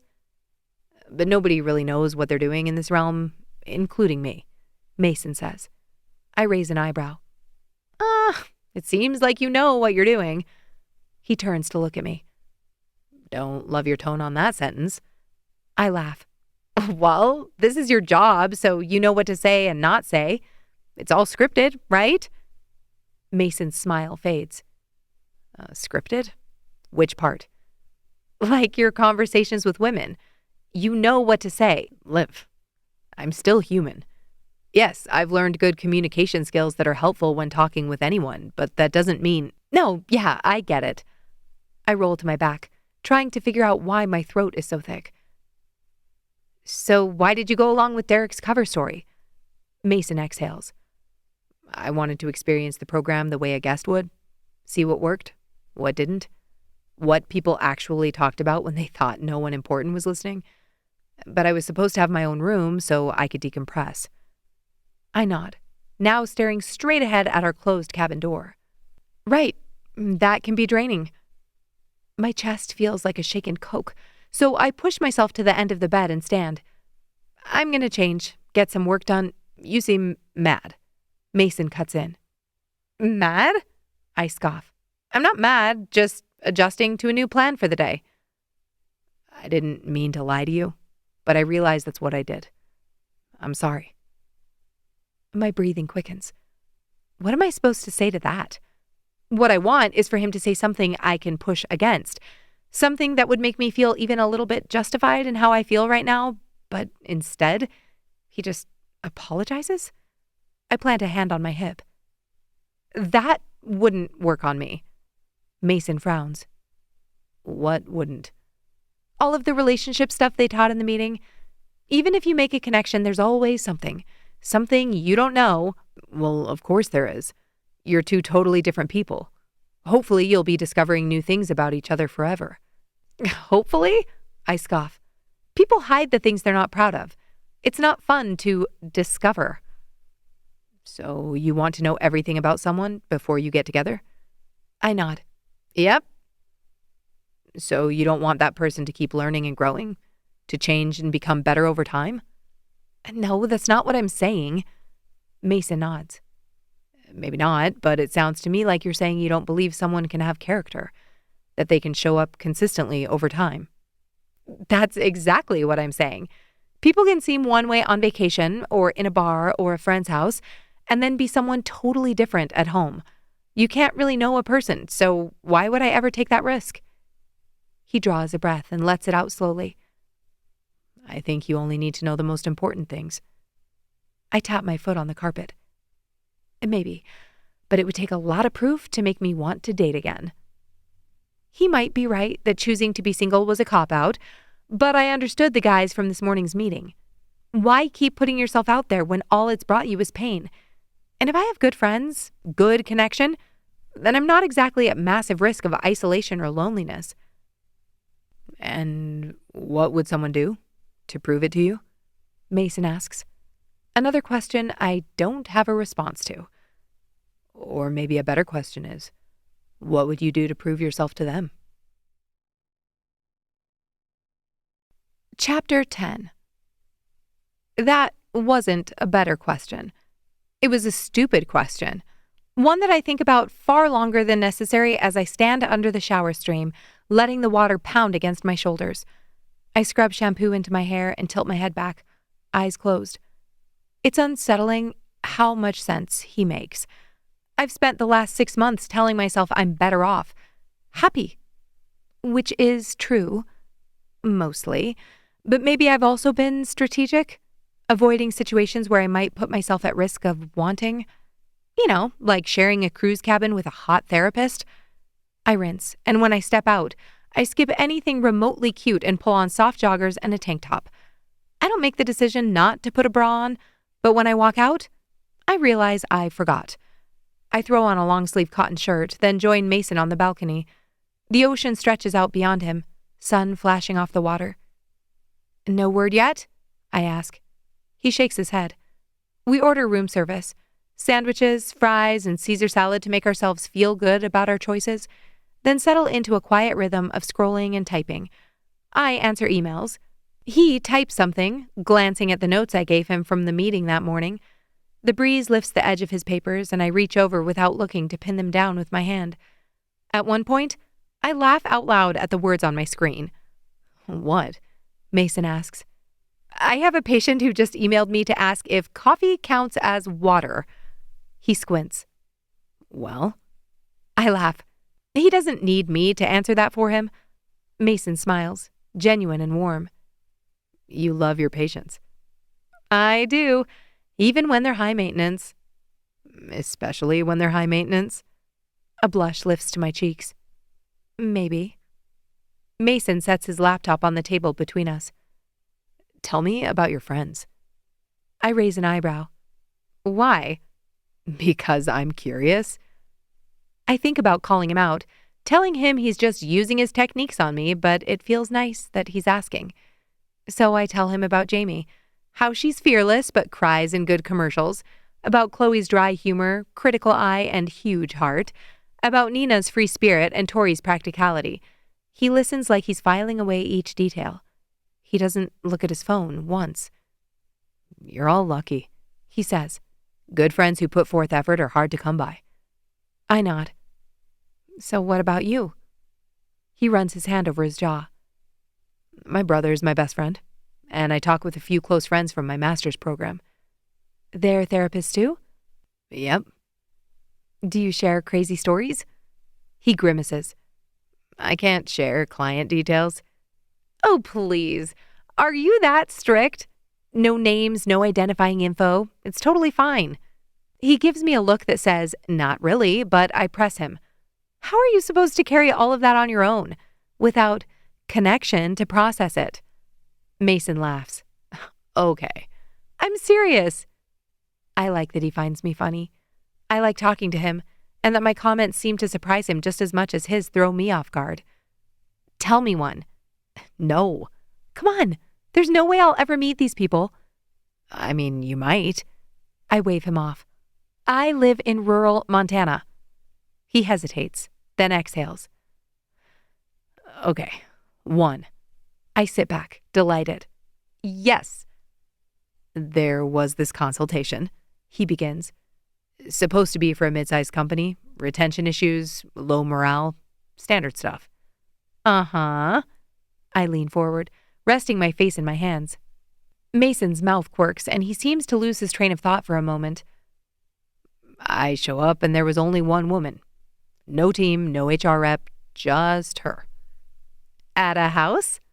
He shakes his head. No, an office in Jersey. He clears his throat.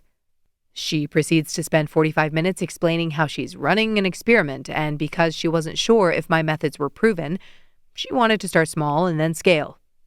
I cover my mouth. Oh, no. She asked if just the 2 of us could meet. Oh, you're so innocent. He groans. When she started unbuttoning her blouse, I burst out laughing. Stop. She offered to double my fee. Did you say yes? Liv. He gives me a look. I declined. Respectfully. I lean back in the deck chair. See? You can't keep stories like that inside your body. Mason makes a sound in his throat and turns to look out at the water, then starts to reach for his laptop. Do you want to watch a movie? I ask. My emails are all answered, and I haven't watched a movie with someone in months. Mason doesn't give an immediate yes, so I backtrack. Or I can just watch by myself if you have more work. No, I was just going to say we should put these dishes out. He motions at the remnants of our lunch. I help him move the plates and cups to the hall. When I set them down, he moves them closer to our door. Very precise, I murmur. He frowns. Just trying to be considerate. I straighten and look up at him. You don't like that. What? Being told you're uptight? Both times I'd teased him about that today, he tensed. Mason blinks. Huh. We walk back into the room and he holds the door for me. When I was a kid, my older brother was the fun one. He was always getting us into trouble. You didn't like that? Mason runs a hand through his hair. No, I loved and I hated it. I wanted to jump into his crazy plans, but I was always too scared. I crawl onto the bed and slide under the covers. Maybe I still want to be more like him. He picks up the remote control and settles on the bed next to me. Or maybe that's why you still have him in your life? I say. He pauses with the remote pointed at the TV. After a second, he clicks and navigates to the movie channel. When Harry Met Sally is one of the first that pops up, and when Mason says he's never seen it, I insist that he press play. We half watch it, half talk over it, arguing over whether straightforward communication is always best because sometimes mystery and subtlety is a good thing. We talk about friendships, attraction, and, of course, frequency of fake orgasms. And when the movie ends, I realize I haven't thought once about getting our swabs back.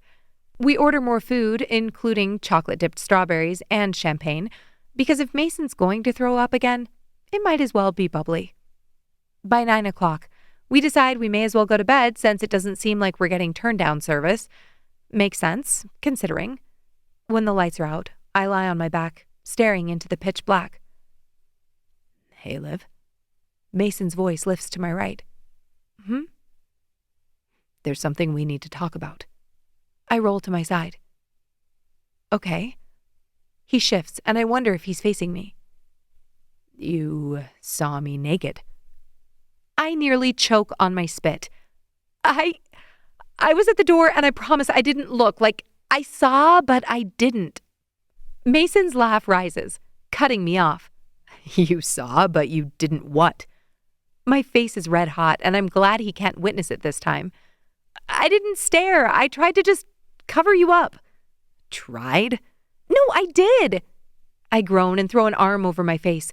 I did my best, okay? You were passed out and your towel disappeared. I found it, actually. You did? Where was it? Your side of the bed. That shuts me up. Mason clears his throat. I was cold. Last night, I think I was shivering. Yeah, you were. Thank you. You didn't need to do that. Blood rushed in my ears, and I worked to swallow. You're welcome. I like taking care of people. There's another shift in the sheets. I do too. We lie there in silence for a moment. Do you want a massage? Mason asks, and I think my heart stalls for 2 beats. Not like, like an actual massage. I just feel bad you had to sit in this room all day, and I wanted to do something for you. I can't think. Somewhere, practical thoughts are probably trying to break through the haze of imagining Mason's hands on my skin, but they aren't successful. Instead, I hear myself say, okay, that would be nice. Chapter 11. Mason's hands are on my skin. I'm lying on my stomach in my tank top, my bottom half still covered by the sheets. Mason sits next to me like this is entirely normal, like he gives apology massages to random female roommates regularly. He inhales, and the sound reverberates through my spine. Sorry. Are my hands cold? I shake my head, then realize he can't see it since we didn't turn on any lights. Stupid move. Lying here in the dark makes me hypersensitive to every sound and every movement he makes, and my brain makes every single one lean erotic. It's been way too long since a man has touched me like this for me to expect anything less. The massage from the Hungarian grandma in the spa definitely didn't count. Mason's thumbs press into the base of my neck. The pressure is firm, slow. A noise escapes me that I pray is mostly muffled by the pillow. Mason's hands pause. Too much? No, I croak. It's perfect. He makes a soft sound that might be a laugh. Then he continues, slow and steady, working down the muscles along my shoulders. I close my eyes and will myself not to imagine him shirtless. He is wearing a shirt, isn't he? This is the problem with Mason. He's so damn calm, so sure of himself. I'm like a cat who can sense he'll never force hold me or rub my belly unless I ask him to, and it's sexy as hell. Also, I kind of want him to force hold me. What is wrong with women? We want guys to be assholes, but only when we want them to be assholes. They're supposed to be nice, then take control, embody sensitivity, and also be mysterious and hard to get. Sure, there are 1,000 unrealistic expectations for women, too, but I'm beginning to think we are a part of the problem. Your shoulders are so tight, he murmurs. I manage, because my ability to form sentences is also currently in quarantine. His fingers dig into a knot near my shoulder blade, and I swear I see my life flash before my eyes. Mostly the late nights, charting patient notes while clenching my jaw hard enough to crack enamel. You ever think you work too much? He asks. I sigh. Maybe. But what else could I do? I must say that last part out loud because he huffs a laugh. I understand that. Mason's hands slide lower, thumbs pressing along the ridge of muscle beside my spine. Heat blooms across my back, spreading outward like a slow wave. My skin tingles. My thoughts go fuzzy. When he's finished there, he shifts, bracing one hand on my shoulder while the other works into the muscle at the base of my neck again. My entire body melts into the mattress. He moves to my arms, kneading along my triceps, and I audibly sigh. This time, Mason doesn't comment. How in the hell am I going to explain this to my friends? Because when I walk out of that room in the morning, I am not going to be the same person, and they're all going to see it. Oh, just a casual massage in the dark with my assigned roommate after holding him naked all night. A typical Tuesday. By the time Mason's hands stop, I feel loose and floaty. He draws back and clears his throat. Okay. I blink, disoriented. He pulls my tank top back down, and the bed dips as he moves to his side. Good night, Liv. Yes, good night. Tell that to the circulation you just activated, all of it seeming to pool in one central location. He asks, and I cough. Oh, nothing. Good night, and thank you. At first, I think I'm going to lie awake all night, but my thoughts fade within minutes. When I drift to sleep, it's deep and heavy. The kind I haven't had in months. I wake to Mason's alarm, though my phone buzzes on the nightstand seconds after I blink my eyes open. The blinds are good enough that it's still solidly black in our room, and Mason slides out of bed to let in some light. I sit up, hair wild, blinking. What time is it? Mason unplugs his phone. 7. Sorry to wake you. I yawn. Only 9 hours of sleep? Pathetic. He chuckles. Mind if I shower? I wave him toward the bathroom. As soon as he's finished, I get in, hoping I'll regret wasting the time because I'll be diving into the ocean with my friends in an hour. Last night, the whole day, really, feels like a time warp. Those 24 hours seemed to stretch until I didn't remember my life before I was stuck in this cabin with Mason. My skin tingles when I remember talking with him in the dark, his hands on my skin. I shiver and turn off the water, then wrap myself in a towel and realize my clothes are back in the room. Well, if Mason can do it, so can I. I hike the towel up only to have it hit dangerously high on my thigh. Which is worse? I determine cleavage is more appropriate than full frontal and step out into the room. Hey, sorry, I stop dead. The cabin is clean. Not just made the bed clean, but professionally. The little clutter we'd amassed is gone. The sheets are crisp. The room smells of citrus. I turn to see our room attendant, and he drops his eyes. Sorry, miss. I was going to do the bathroom. No, please. I open the door for him and shuffle further into the room. Mason stands at the door to the balcony, arranging something on the table. I forget I'm only wearing a towel and step up to the threshold. What is this? He jolts and straightens. You need a bell. I grin, noting the muscle that twitches in his jaw as his eyes flick down a couple of inches, then snap back up. He clears his throat. This is a celebration. For? There's a full breakfast spread. A real one. Not sad room service cereal. There's a tray with fruit, pastries, eggs, toast, little jars of jam, and a pot of coffee. 2 plates set. 2 mugs. Our freedom. I gasp. Shut up! Mason laughs. Our swabs came back negative, and since we have no other symptoms, we are free to move about the ship. The news settles into me in layers. It's good news. I've been dying to get together with the girls and even more desperate to get out on the beach. But there's also a twinge of something beneath my ribs. Well, that's great to hear. He nods once. It is. My toes curl against the industrial carpet. I'll get dressed. I spin and take the 4 steps to the end of the bed to find my clothes. Our room attendant is just finishing up with our bathroom, so I take a moment to text Jamie and let her know I'll be there for the excursion. We have to meet on the dock at 8:30, which should give me plenty of time to eat. When our room attendant leaves, I thank him and step into the bathroom to change. My stomach growls and I move faster, putting on my bikini and cover-up dress.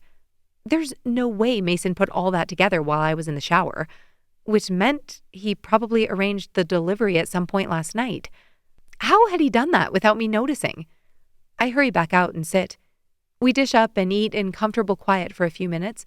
Then the conversation starts up like it always does with Mason. A question. So, he tears off a piece of croissant.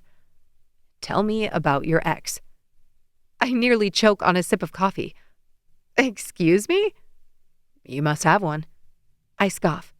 What if I didn't? That question would be very offensive. I'll take my chances. He smirks, and I exhale. He was fine, at first. Then it became clear he wanted the benefits of a relationship without any of the responsibility, and I let it happen. Why? I shrug. Because I liked the idea of him. Good looking. Hockey player. Mason chortles. They're having a moment. Definitely. I take 2 pieces of pineapple. Okay, your turn. He takes a sip of orange juice. She was brilliant. Laughed at all my jokes.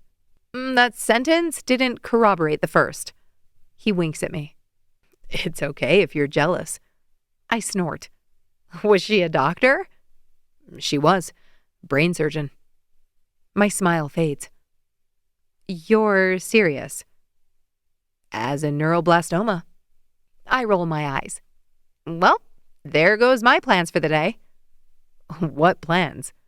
I was going to set you up with Tori, but she's only a pediatrician. Definitely not up to par. We talk about families, mine in Montana and Idaho, his parents in Florida and his brother in New York. He tells me his mother still tries to set him up with nice girls from church. I tell him my dad thinks any man who doesn't know how to skin an elk won't be able to protect me in the apocalypse. Mason agrees they probably couldn't. I eat the last of my fruit slower than necessary, then take a final sip of my lukewarm coffee. Well, this was lovely. Thank you.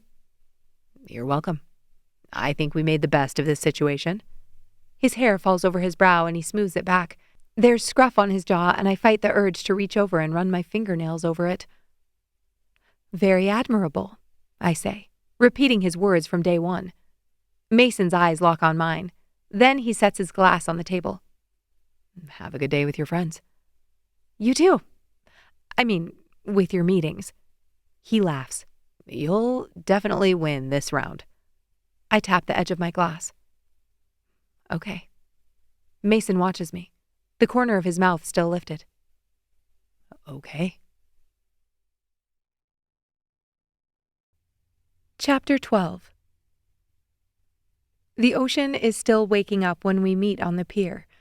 It's that early morning kind of blue. Sleepy, glassy, like it hasn't decided yet whether it's going to be friendly or raucous. The sun is already blazing and the air smells like salt and brine. Jamie bounces on the balls of her feet like she needs to pee. She's in a bright coral swimsuit, a white cover-up, and a bucket hat that makes her look like a SoCal hot mom. Tori is in practical black, hair swept back, carrying a small dry bag, which I'm definitely planning to share. Chloe wears sunglasses and a baseball cap, and Nina wears a patterned vintage swimsuit with tiny lemons and an oversized straw tote. Jamie claps her hands together. Is everyone manifesting turtles? We nod like her obedient children, then fall into step with the line of other cruisers, and a cluster of guys falls in behind us. At the sound of their voices, far too chipper for 8:30 in the morning, I realize they're the guys we saw at boarding and briefly encountered during the singles events. One of them wears a muscle shirt, Pretty sure I remember him from the meeting. Another has sunglasses perched on his head like he's about to sell me a timeshare. Ladies, we on the same boat? Muscle shirt guy raises an eyebrow. Chloe mutters, if one of them says low-key or lit, I'm swimming back to Miami. Hey, Ben, Jamie waves, and muscle shirt guy gives her a head nod. You know him? Tori hisses. Jamie nods. We speed dated, didn't you? The rest of us shake our heads. There had to be over 100 people at those events. We would have had to stay there for hours to meet them all. The ocean wakes up for the boat ride. The water is choppy enough to bounce my stomach around, and the guide is trying to explain safety rules with a Mexican accent over a speaker that keeps breaking up. Thankfully, I've gone snorkeling before and know the basics. You okay? Tori asks over the rush of the wind. Yeah, I call back. You look a little melancholy. I shake my head and give her a squeeze. Was I thinking about Mason? Wondering what he was doing at that moment? Wondering if he was thinking about me? Possibly. But I quickly recalibrate. I came on this cruise for girl time. Sunshine, friendship, laughing until my cheeks hurt. I did not come to obsess over some guy. I tip my head toward her and say, I'm good. Tori nods just as Ben, muscle shirt guy, leans in from the opposite bench. I didn't get your names. Tori and I introduce ourselves, and he introduces his friends, Luke, Kip, and Jake. They're from the Portland area. You all here for Buoys and Girls Week? Ben asks. We're here for our friend's birthday trip. I point to Jamie. Nice, he says. But you're doing the single stuff too, right? I glance at Jamie, who's currently chatting with one of the other guys like they're old pals, and then at Chloe, who looks like she's considering throwing herself overboard out of pure spite. Yes, Tori says, shooting me a look. Some more willingly than others. Ben laughs like that's adorable. That's when you find love, when you're not looking for it. Tori groans. So cliché. The word sends bubbles through my center, and I hold back a smile. I'm dying to debrief the girls. Here on the boat is not the time, considering I can barely understand simple sentences over the roar of the engine, but maybe we can circle up on the beach before lunch? The guide announces we're nearing the reef, and everyone starts gearing up. We adjust our masks and hold on to the fins he passes out. Someone drops a snorkel and curses, and our guide then teaches the whole boat how to swear in Spanish. The moment we slide into the water, the noise disappears. It's quiet in a way that feels mystical or holy. The reef below is covered in coral fans, schools of fish flickering like confetti as sunlight slices through the water in shifting beams. It's not the most colorful reef I've seen, but it's diverse and beautiful. I float face down, breathing through the snorkel, and my whole body relaxes with the gentle bob of the waves. Jamie grabs my hand underwater and squeezes, then points wildly ahead, nearly swallowing a mouthful of seawater. A turtle glides past, slow and unbothered, like it has nowhere else to be. Jamie cries into her mask. Later, Nina squeals through her snorkel when a school of tiny bright yellow fish swarms around her, and shortly after that, Tori spots a stingray burying itself in the sandy ocean floor. Just as I think it couldn't possibly get any better, I notice something flash against the rocks while I'm drifting near a patch of coral. At first, I think it's a shadow. Then it shifts, and my heart jumps. Holy shit, it's an octopus! I've never seen one in real life before, and I wonder if I'm making it up. I hover, holding myself still, watching as it unfurls two of its legs, skin rippling in gradients. I lift my head out of the water and wave frantically at my friends, pointing and making muffled noises into my snorkel, but they look over too late. The octopus has already tucked back into hiding. When we climb back onto the boat, I'm buzzing. What were you trying to show us? Tori asks. An octopus? I blurt. Jamie gasps. No way! I'm so excited. I don't even care that my face feels like it's been put through a juicer. Ben overhears and grins. Lucky. He hands in his fins and sits next to me. The next snorkeling location isn't nearly as good as the first, so we spend most of our time on the beach. The guys find a spot to cliff jump, and we decide to join them. By the time we eat lunch and swim, it's time to get back on the boat and head to the ship. Still no time for a complete debrief, but we did chat a little while waiting in the shallows. It was enough time to tell them about the movie and the room service, but I don't quite get to the men's meeting or the massage and breakfast this morning. They'd both take more explanation, and the setting isn't quite right for that. We get back to the ship around 3, sun-warmed, salty, and happy. The atrium is its usual chaotic elegance, gleaming floors, the huge chandelier catching light, people spilling in from excursions with bags and souvenirs and sunburns. We linger near the center, still talking and laughing with our group. Ben and his friends are fun. A bit immature, definitely younger than us, but that makes for a good hang on a beach day.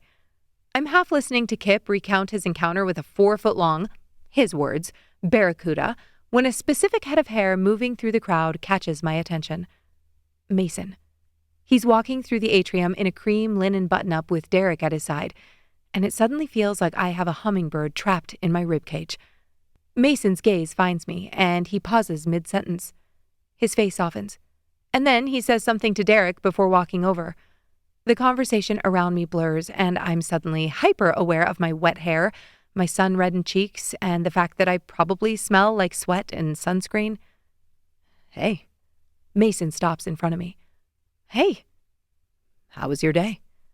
Really great, I start, then jolt when Ben swings an arm over my shoulder. She was the only one to see an octopus, he says, his hand squeezing my arm. Mason's jaw tightens. Wow, that's something. His eyes flick down to the arm draped across me, then back up to my face. It was very cool. I shift slightly so Ben's arm naturally slides off. Ben grins, unfazed. We're all doing singles dinner tonight. You going? He tips his chin to look down at my face. We got our matches! Jamie thrusts her phone in front of me. Matches? I have no idea what she's talking about. Our dates? For the different dinner courses and the salsa lesson. It's on the app. Ben pulls his phone out, as do the rest of the people in our group besides Chloe, who still refuses to walk around with her phone on the ship. My brain is blank, and my face is definitely showing it. Did you not fill out the survey? Jamie lowers her phone. My stomach drops. Survey.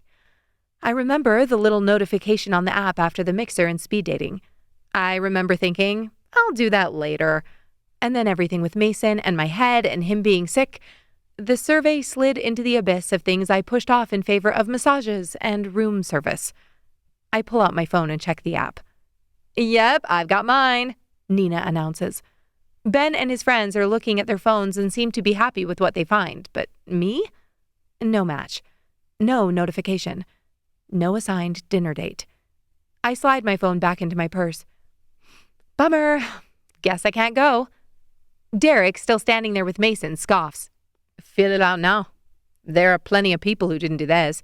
I'm about to send out a reminder with a new link. Okay, cool. I'll get on that. My eyes flick to Mason, communicating what I hope he interprets as, please make sure my link gets lost. His lip quirks. Then he shifts his attention to the group. See you all at dinner. As he turns and walks away with Derek, my lungs deflate.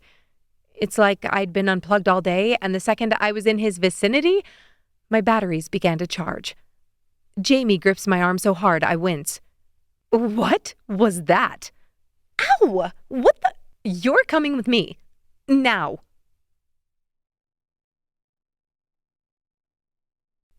Chapter 13.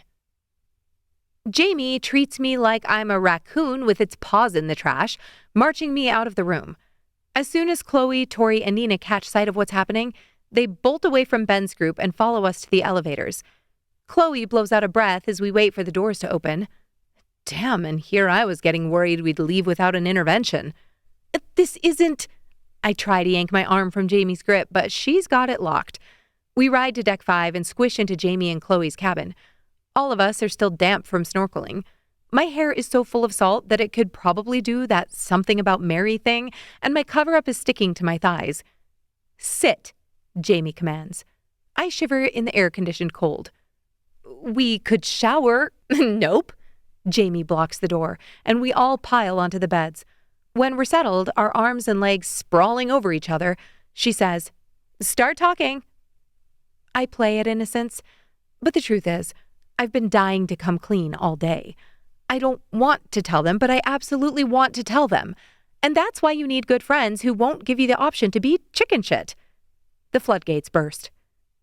Mason's not a paramedic. He's a therapist. He's working with Dreamboat to help build their singles program. And there was this meeting with the guys where they talked about connection and not being afraid. And I went because Mason was completely passed out.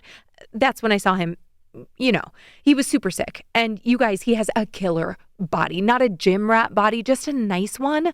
He's long and lean with nice skin, and he was cold, so I kind of cuddled him, but then we were stuck in the room all day and he felt terrible about it. So he gave me a massage and whoa!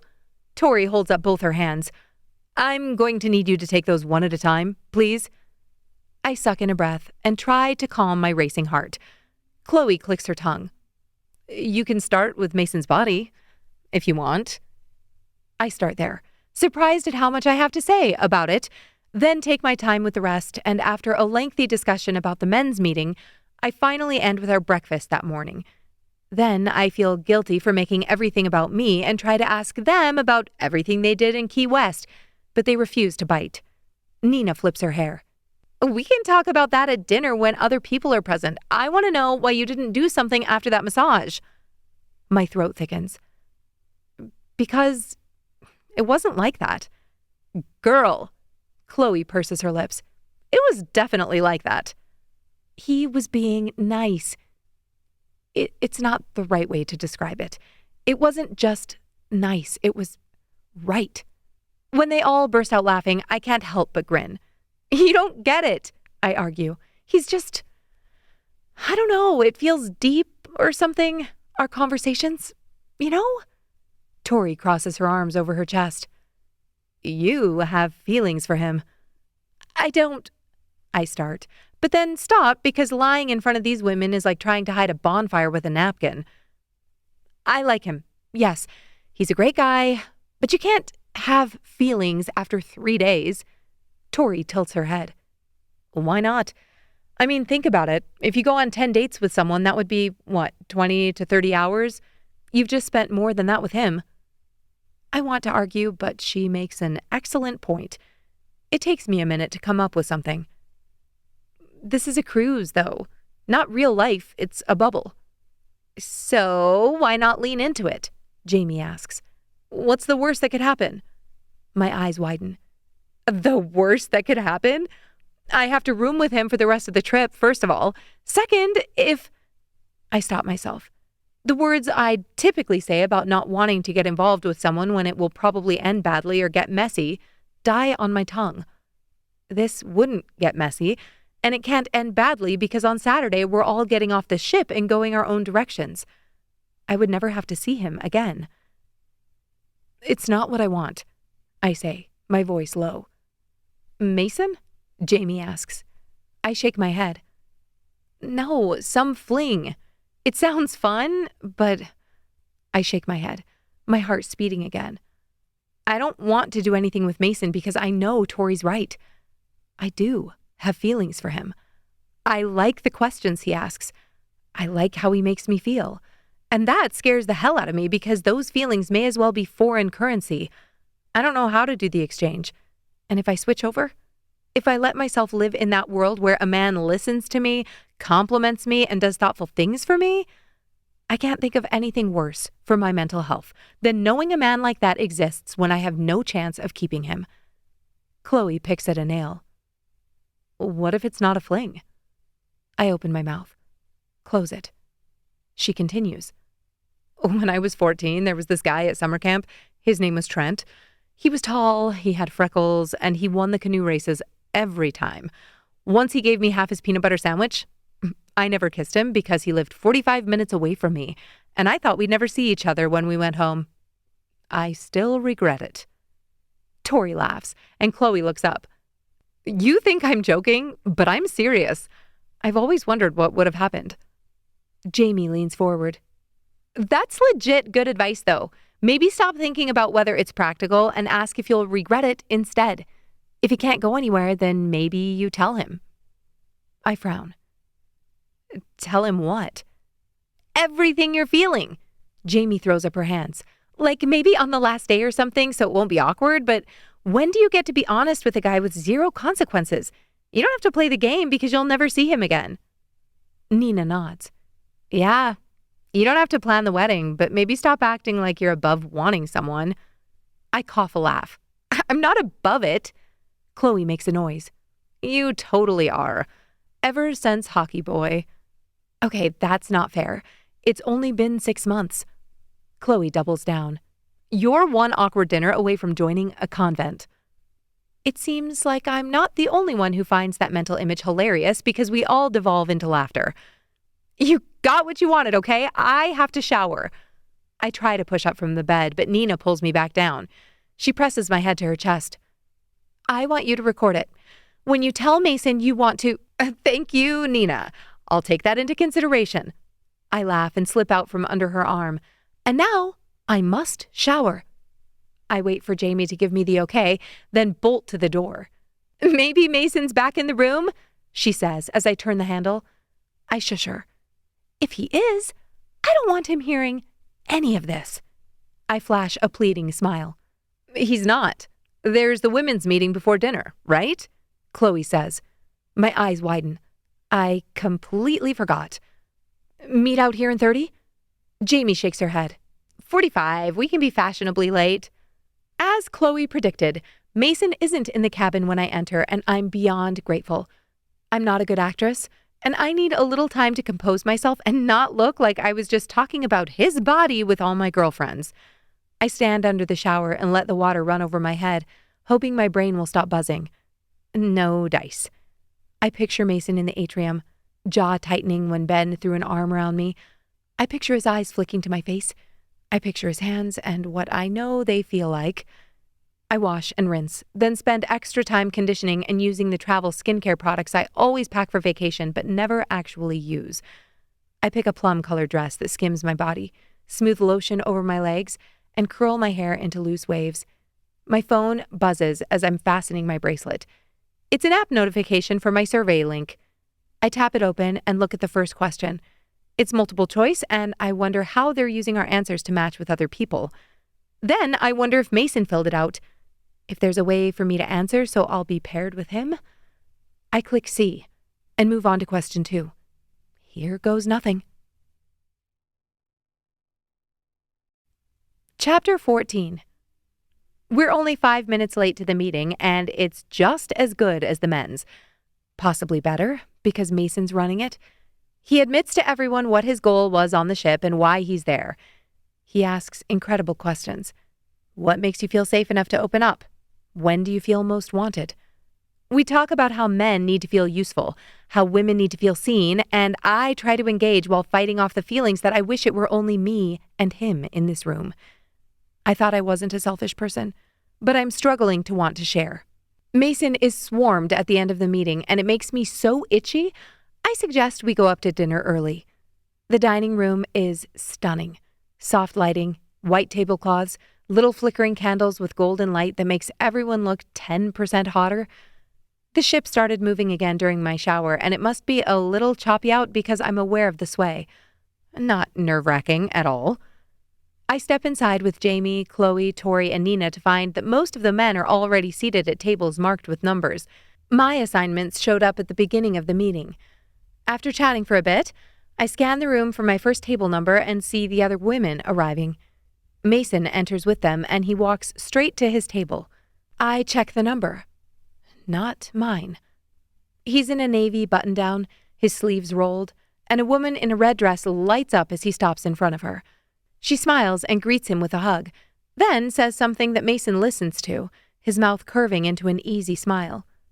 Something hot and sharp sears my middle, and the evidence from the last few hours starts to stack up. Okay, so maybe I did have more than a few feelings for him? I tear my eyes away and follow the host to my first table. I barely register the man's name before he launches into a story about his startup. Something with apps or coins or apps that are also coins. I nod at appropriate intervals, laugh politely, and definitely don't notice how Mason's head tips back in laughter across the room. Between courses, I find Tori and get a debrief of her first pairing. She looks a little flushed, and while it could be the wine, The twinkle in her eyes says otherwise. You don't have to plan the wedding, I tease. She rolls her eyes and walks toward her next assigned table. Once I find my own table, I only have to wait 30 seconds to learn that my main dish pairing is with Ben. He slides into the seat across from me, all confidence and easy charm. Well, you clean up nice. I smile.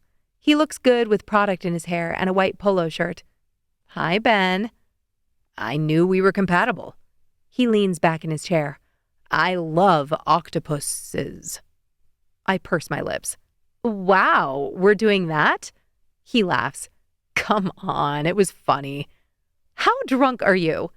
He gives me a look. Do you really think it takes alcohol for me to make a joke like that? I laugh. Fair point. He talks easily. About the snorkeling, about his life back home. I find out he's taking over his dad's construction business, and I'm honestly interested when he explains the logistics of modernizing a company built in the early 2000s. He's fun to talk to, and he seems genuinely curious about what I do as a physical therapist. Still, I can't help but notice Mason. He's like my phone sitting on the counter. I keep catching that color of blue in my periphery and thinking I have a notification. I didn't think I was a jealous person. This dinner and the meeting before has proven me wrong. Ben clears his throat. So, what are you looking for? I blink. What? With the whole singles thing. Fun? I explain the situation with Jamie and her birthday celebration, then ask him the same question. His answer surprises me. Just wanted to go on real dates, I guess. Maybe we make this all too serious. It's fun to be with someone new. Talk, you know? My heart twinges. No, I didn't know. Not until he just said that. Was it possible to go out with someone and talk? Have fun? Not worry about expectations or what it all meant? That's what people used to do, I say. Barn dances and community dinners. Ben lights up. Right? It wasn't a big deal. Just ask someone to spend the night on your arm. I glance up, and my heart skips a beat. Mason's watching me. For half a second, the noise fades. He doesn't smile, doesn't wave. Then Ben says something else and the moment breaks. We're ushered to our next tables for dessert, and by the time I finish my chocolate layer cake and they're announcing the salsa dancing, I'm exhausted. The snorkeling, time in the sun, talking with my friends, and then working my ass off to engage all night and not look like I was staring at Mason, all of it makes me want to crawl into bed and sack out. Plus, the idea of watching Mason holding someone else sounds like my personal hell at the moment. I don't know why I'm reacting so strongly, and it scares me. I stand, slip my purse onto my shoulder, thank my date, and step away from the table. I only make it 3 steps. Liv? That voice stops me cold. I turn, and Mason's there, standing close enough I can smell his cologne that still lingered in the bathroom when I was getting ready. You leaving? He asks. I was thinking about it. He glances toward the dance floor, where couples are already gathering, then back at me. Dance with me? Chapter 15. I don't dance. I'm reminded of that fact the second we reach the dance floor and Mason takes my hand. I should have said no, I whisper. Mason's brow dips. Why? Because I can't dance. Who told you that? He asks, and I laugh out of sheer surprise. How do you always do that? Mason grins, pulling me into what I assume is a proper dancing hold, his hand lifting mine. I drop my other hand on his arm as he finds my waist. Do what? Say things I don't expect. Mason moves side to side, and I try to follow. If you'd said you don't know how to dance, I would have believed you, but you said you can't. That's not something you'd tell yourself unless someone else said it first. He's right. A memory flashes in my head. 3rd grade. I was in the elementary choir, and they wanted to do a section with light choreography. We all learned the dance. Then half of us were asked to stand in a line behind the others and not do the actions, to make it look better. My breath quickens, my body realizing what's happening before I do. I don't want to want you, I say, discovering my truth as it leaves my mouth. His brows lift. It takes him a moment to compose himself, and that hesitation makes heat flood my core. Well, we don't always get what we want. I laugh out loud, and when I recover, I swear Mason pulls me a little closer than I was before. Don't make light of this. It's a real problem. Okay, he smirks. I barely know you. Right? And I'm not someone who does flings. They're not good for women anyway. The men looking for that are always assholes. I agree. Of course you do, I murmur, blowing out a breath. Mason's hand shifts on my lower back. We're not moving at all to the beat, just swaying side to side, but at least I can handle that. Did you get in some good research? At dinner? I try to change the subject since I have no idea what to say next. Is that what you want to talk about? I tip my chin and look up at him. No. The song ends. Applause ripples around us. Mason stops moving. Do you want to keep dancing? I shake my head, and his throat bobs. What do you want? I wet my lips. I want to live in a world where I don't have consequences. This time, Mason laughs out loud. For what? I rest against his shoulder, tilting my mouth to his ear so nobody else can hear us. You know what? I want to sleep with you, but I also know that's a terrible decision. Either it will be amazing and I'll be ruined when I go back home and never see you again, or it will be awkward because I'll say that out loud and you won't want to. Too late on that one, I guess. Then we have to share the same room for the rest of the week. I sigh. See? Too complicated. I don't want to want it. I pull back in motion at the gorgeous dining room around us. This is the problem with all of this. It makes me want. And I was perfectly happy at home. Mason sets my hand on his shoulder and loops his other arm around my waist as a new song starts up. Okay. You named 2 risks. Emotional loss if it's meaningful, and emotional discomfort if it's rejected. Both of those are about vulnerability, not sex. And wanting now doesn't mean you were unhappy before. It means a new life experience exposed a need you forgot you had, because you've lived without it for so long. The corners of my eyes prick. Damn, he's good. That's not fair. A laugh rumbles in his chest. I know. I'm sorry. Do you do this to all your friends? He sighs. Unfortunately, yes. Jamie walks by, giving me a long look, and I blink. I'd forgotten we were in a public place. So what do I do, oh, wise one? I tease. It's not lost on me that he hasn't responded to my almost question about whether he's interested, whether he'd say yes to what I wanted if I honestly asked. Mason considers. You want vulnerability, but the consequences of sex scare you. He taps his finger against my hip. There are plenty of ways to physically connect without it. I can barely feel my fingers. Like? He meets my eyes, his long lashes shadowing his cheeks. Come on. I let him lead me off the floor, past the tables, past my friends who watch us go with identical expressions of glee. My heart kicks like a bass drum as Mason's fingers tighten around mine, and we walk toward the exit. Chapter 16. Mason swipes his wristband, then moves to the side so I can enter our room first. When the door clicks behind me, my ears start to ring. I stand there, arms wrapped around myself, completely exposed without having taken off a single stitch of clothing. I can't believe I said that to him.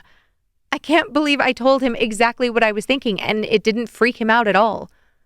Every second with Mason feels easy, new and terrifying, but seamless. No games, no pretending. I'm worried I'm already addicted. Mason walks in and we both slip off our shoes. That color looks great on you, he says. I bite my lip. Not helping. He grins, adjusts the waistband of his pants, then turns to me. We're only a foot apart since there's barely walking space between the end of the bed and the desk. He takes a step forward and lifts a hand, pausing before he touches me. Is this okay? He asks. I nod.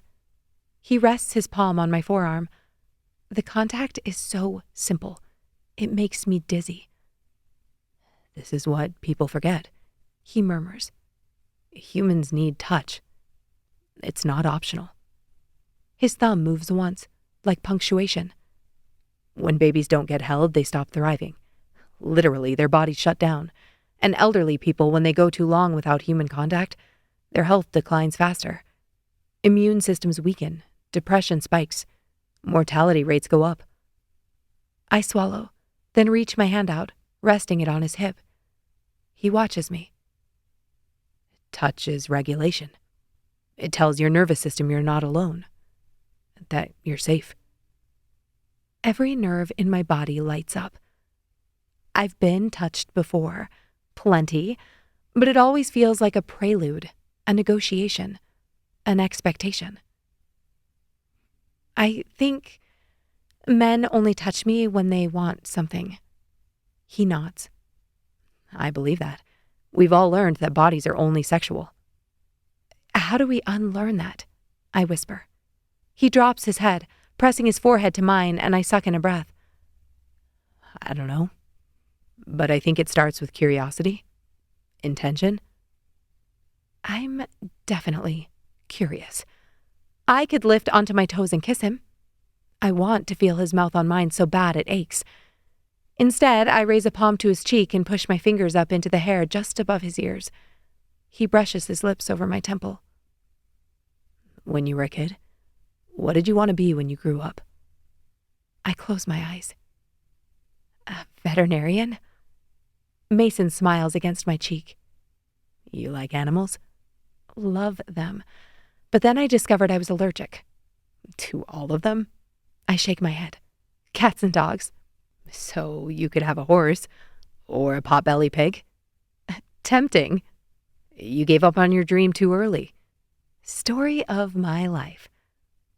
Mason flicks off the light, then tugs on my arm, leading me to the bed. We lie down together, and Mason pulls me into him, wrapping his arms around me and molding me to his body. Did you know there are professional cuddlers? I say. People pay for some stranger to come into their house and hold them. Before this trip, I would have mocked them so hard. In fact, I'm pretty sure I did on a phone call with Chloe. Now, I think they might be geniuses. Mason curls his arm so he can run his fingers through my hair. Are you saying you're going to pay me? I laugh. Depends. This is your job interview. Mason plays with my hair, and I drag my fingernails over his arm in languid circles. I feel the bones in his wrist, feel the edges of his knuckles. I have no idea how much time has passed, but when I can't take it any longer, I rotate to face him, sliding my knee between his legs. Is kissing allowed, or is that too much? I can't see him in the dark, but his breath whispers over my forehead. I don't think that's too much.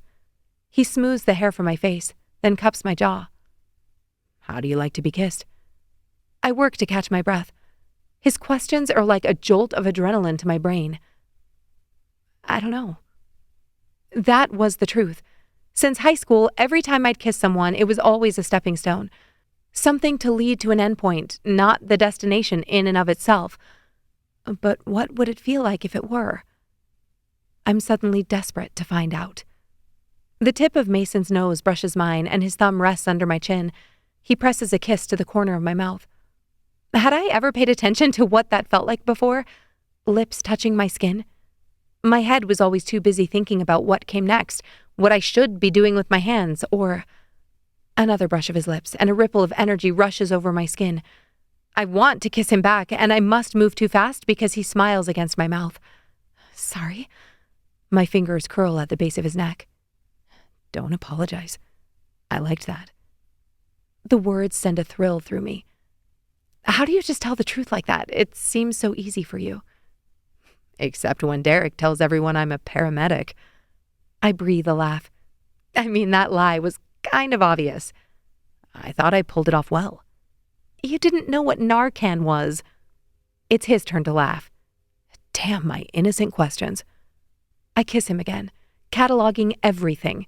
The way his lips tense and release, the tingle from his lip balm, the rush of his quickening breath. His hands trail down my neck, resting over my collarbone, and my brain snaps between the 2 points of contact, then finds a third at our hips and can't decide which is most exciting to pay attention to. It's complete sensory immersion, like sinking into warm sand. He shifts, pressing closer and angling his head, more of his mouth catching mine.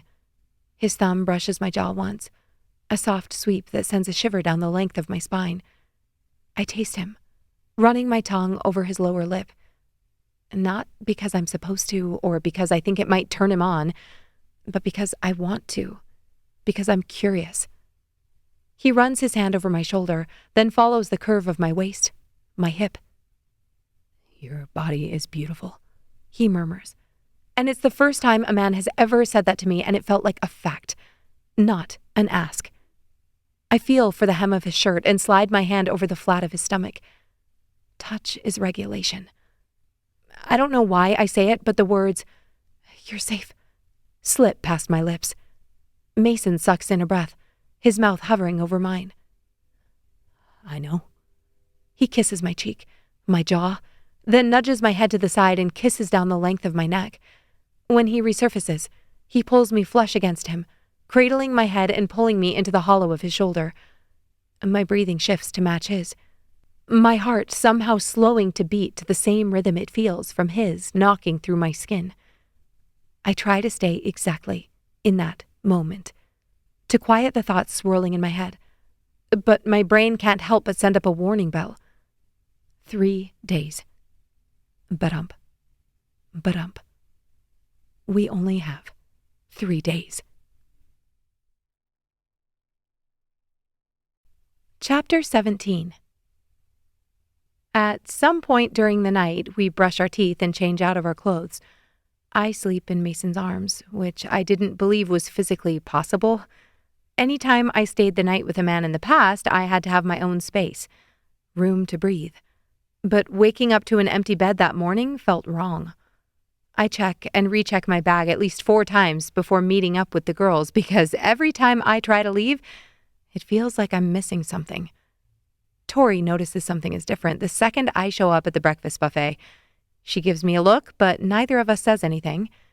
It felt the same way when she called with a positive pregnancy test. There are some things you tease about and some things you don't. Some things take time to put into words, and I don't have the words for last night yet.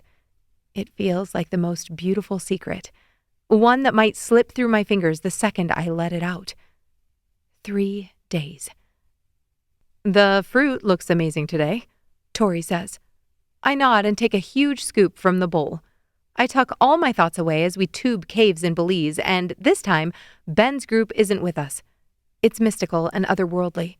We laugh and reminisce, eat incredible stewed meat, rice and beans, and drink some nectar from the gods called soursop. When I return to the cabin after dinner, Mason's there, working.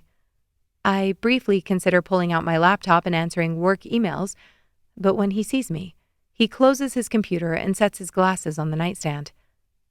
"How was your day?" I drop my bag and crawl into bed with him, curling up against his chest to tell him everything.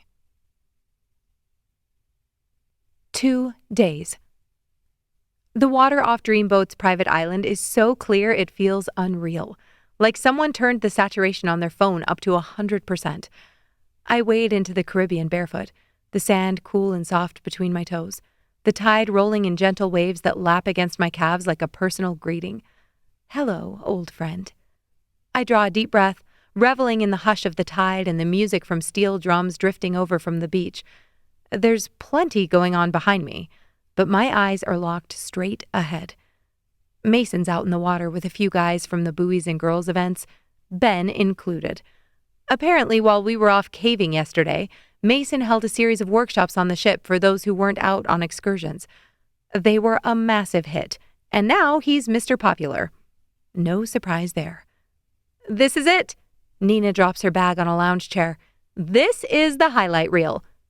Jamie whoops and sprints straight for the water, throwing her cover up onto the sand. Chloe shakes her head, already scanning for a shade umbrella to park under. A guy approaches Mason in the waist-deep water, rubbing the back of his neck. Mason nods, says something, and the guy's shoulders visibly drop. My chest swells. This is who he is. Not just with me, with the world. He's kind and helpful and real, and I don't know what the hell I'm going to do without it when we disembark tomorrow. 20 minutes later, Jamie slides in beside me, handing me a pina colada. You look like you're watching an episode of Ted Lasso. I laugh. I think I kind of am. She follows my gaze and grins. You love him. My eyes sting. I've known him for less than a week. Yep. I take a drink, letting the tiny flecks of ice melt over my tongue. I'm an idiot. Maybe. She watches the scene with me for a moment. Or maybe not. The day unfolds in a blur of sun, warm water, fantastic food, and laughter. We kayak, we snorkel. At one point, Mason and I find ourselves waist deep in the water, passing a ball back and forth with Jamie and Ben. The sun glints off the surface, bright enough to make my eyes water, and I feel awake. Fully in my body. Maybe for the first time ever. Ben tosses the ball and I miss it. As I slog through the water to grab it, Mason barrels toward me with a goofy grin on his face. No! I run faster, but he's already a foot closer than I am. It's mine! I laugh as his hand brushes the ball and I leap onto him, sending us both under the waves. At the barbecue, I catch Jamie and Nina talking with Mason and I walk the other way. One day left, I remind myself. But it feels important that they get to know him. If I have to share him during these last hours, I'd rather it be with them. Back on the ship, the shift is palpable. Everyone buzzes with that end-of-vacation high where everything feels heightened and fleeting. People naturally pair off for dinner that night, and based on what we observed on the beach, I'm not at all surprised that Ben sits next to Nina, or that Luke finds a way to join the end of the table next to Tori. I hate that Mason's wrapping things up with the management team. Jamie clinks her glass and gives a toast. This is the best birthday I've ever had. Her eyes shine. Thank you for coming with me and for being up for all of this, even though I didn't tell you I signed us up. We laugh and cry and eat, then go for round 2. I prioritize my friends and don't bow out early, even though it's killing me, wondering if Mason is back yet. When I get to the room around 1 a.m, my heart falls. Mason's asleep on the bed, one arm flung over his eyes, hair mussed, shirt rumpled. One more day. I move quietly, brushing my teeth and changing into pajamas, but he stirs when I sit on the edge of the bed. Hey, he murmurs, voice thick with sleep. Hey.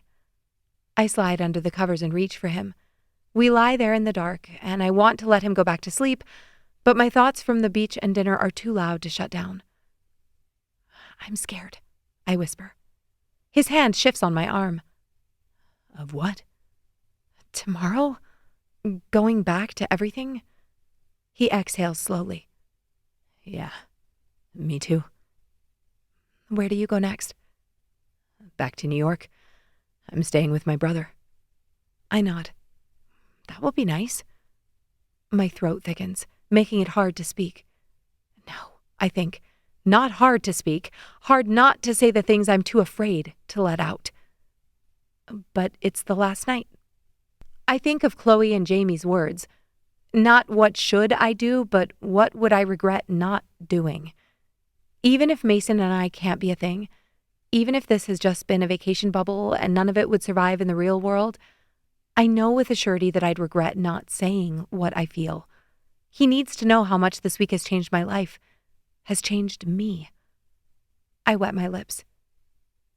I love this week. I love that we got stuck in a cabin together.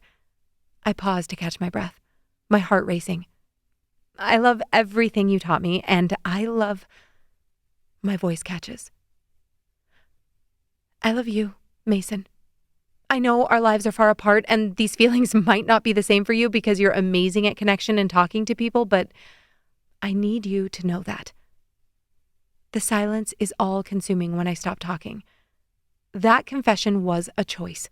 Something I wanted to tell him. I don't expect anything in return, but I can't pretend I don't want it.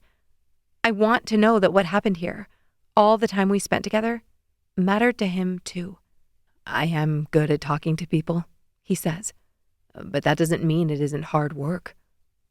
I frown, not sure where he's going with that. His thumb brushes my jaw. With you? It doesn't feel like work. My heart warms. I curl my fingers in his shirt, but before I can get comfortable, Mason rolls back and hits the lamp on the nightstand. I blink, wincing at the light. Sorry. I want to look at you when I say this. He rolls closer, shifting so our faces are in line. His eyes travel to my brow, my cheek, my lips, then back to my eyes. I love you too. He smiles to himself, pushing a loose tendril of hair from my cheek. They gave me an option to move. I blink. Move where? His grin widens. Cabins. Derek called corporate and explained the situation. I guess he felt bad when he saw how mad you were. I laugh. I wasn't mean, was I? Mason shakes his head. No, just a little spicy. I liked it. When did he tell you that? That night. I push up to my elbow. The first night? You knew before the mixer? He shakes his head. After. His tongue flicks over his lower lip. But I saw you in that room talking to your friends, and I knew if I switched, I wouldn't have an excuse to talk to you again. I raise an eyebrow. You chose to room with me? His jaw works. I did. And Derek didn't say anything since this is a work trip and I really shouldn't be hooking up with the clientele. I laugh. But we didn't hook up. Mason's eyes glint. I know. What we did was so much worse. My face softens. So much worse. He kisses me then, deep and slow, and I know in that instant that there's one more thing I'll absolutely regret not doing. I pull back and search those beautiful green eyes. I want more than just touch tonight. He slow blinks, and it sends a jolt between my thighs. I don't want to hurt you. I nod. I know. I think it's too late for that. He kisses my cheek, and I tug at his shirt. One more day. Chapter 18. I wake with Mason's arm heavy across my waist, and the steady hum of the ship under the mattress. His breathing is slow and even, and for a few seconds, I let myself pretend we're not on a floating hotel that's about to spit us back into real life. My phone buzzes on the nightstand. I can barely reach it with my left hand. Jamie. Heading to the buffet. Don't you dare look cute. I smile into the pillow, then carefully slide out from under Mason's arm. He makes a sound, then turns his head. Where are you going? Go back to sleep. I'm meeting up with the girls for breakfast. I plant a kiss on his forehead, and his hand brushes up my arm. Somehow, I have the self-control to pull on a hoodie and joggers. I pause at the door and look back at him. His eyes are closed, hair messy, his clothes still piled next to the bed where we left them last night. I could climb back into bed. I know my friends would understand. But I don't. I made a promise to myself that I'd show up for my friends, and annoyingly, Mason isn't the kind of guy who'd appreciate me breaking it. The buffet is quieter than it's been all week. People move slower, and the staff are already starting to prepare for the next week of guests. Jamie wears an oversized sweater with her hair in a messy bun and sunglasses on indoors like she's a celebrity avoiding paparazzi. As I approach, she holds up a hand. I already cried once this morning. Let me eat my feelings before you say anything. The five of us fill our plates and sit down in a corner booth. It doesn't take long for the gossip to come out. Nina slept with Ben, Chloe says as she takes a bite of Eggs Benedict. Jamie gasps. What? I'm shocked. Nina chortles. Okay, stop. Tori and Luke. Okay. Tori blushes. We don't need to talk about it. Yes, we do. Jamie leans in, then stops when she realizes Chloe is staring at me. What? I drop my eyes to my plate and scoop up a forkful of scrambled eggs. Oddly silent this morning, Chloe says. I scoff. Jamie said not to talk until she ate. You're all going to make her cry again. Tori squints. You do look rather peaceful. I slept well, I say. But I can't pretend for a second longer. Because I slept with Mason. The table erupts. Freaking finally, Jamie crows, and the elderly couple across from us gives us all dirty looks. I lower my voice. You can't say that when it's only been a week. The conversation devolves from there, and we talk about all of it. We even get some juicy details out of Tori, which is our most impressive accomplishment. We spend the late morning wandering the ship, taking stupid photos, pretending to be Jack and Rose off the back of the ship, the usual, which we then spam to Mel's phone. At one point, we end up on a quiet stretch of deck chairs by the empty running track, the sun warming our legs, the breeze tugging at our hair. We talk for what feels like hours, the sea rolling by beside us like a screensaver. Turns out, it isn't just me who realizes they're a little lonely back at home, and it isn't just because we aren't paired up with significant others. We need more of this. More connection, as Mason said. We brainstorm how we could create that without moving to a commune in South America, though all of us agree that's also a tempting option. I question everything about my life. My job, my house, my routines. What if it looked different? It's scary and exhilarating and makes it obvious which things I want, like my patience, and which things I could get rid of. Basically, everything else. When it's time to hit the lunch buffet, even though none of us have felt hunger in a week, I hold my friends back for a second and pull them into as much of a circle as I can with the chairs in the way. I love you, I say. Like, really love you. I hope you know that if you need anything, I'm always there for you, and my voice catches. I'm so glad we met at the boxing studio and that you all put in effort so we can stay friends. I start to cry to a chorus of, I love you too. We hug, then eat our obligatory pound of pasta and cake. We sit by the pool in the afternoon and watch a movie in the theater. Mason texts me on the app letting me know he'll be done at 4. There's a themed party and a farewell mixer, but I'm not going to that. My friends do, in fact, completely understand. When I open the door to our room, Mason is inside, putting something into his suitcase. He turns, then drops the folded clothing with a smile. Hi. I rush forward and kiss him. No more days. Chapter 19. Even after an hour in bed together, my packing isn't efficient. It's slow and distracted. We can't stop talking, trying to get out an entire life's worth of thoughts in the minutes we have left. We trade stories about our worst vacations, childhood memories, high school, college, first jobs, first loves. We order room service and eat in bed. When he drops a fry and tries to save it before ketchup hits the comforter, I laugh so hard I cry. And then I cry for real. Mason sets his plate on the counter and holds me. We don't solve it because we can't, but we do talk about logistics. You know, because it's fun to rationally confirm there's no way we could ever be together. I'd have to leave Montana, I whisper. I would never ask you to do that. You can't stop traveling, he exhales. It's not that I can't. But you're passionate about your work. He nods. That was the truth. Mason is easy to love, and he also loves a lot of things. I'm only lucky to be one of them. What time do you leave the ship? He asks. 9:30. And then you're off to the airport? I nod. My flight's at 1. I draw a heavy breath. Do you leave first thing? I have a debrief at 7, then there's staff changeover and some submissions I need to make. Another wave of grief washes over me, and I bury my head in his chest. I don't think I can handle saying goodbye. Mason kisses my shoulder. Okay, what do you want me to do?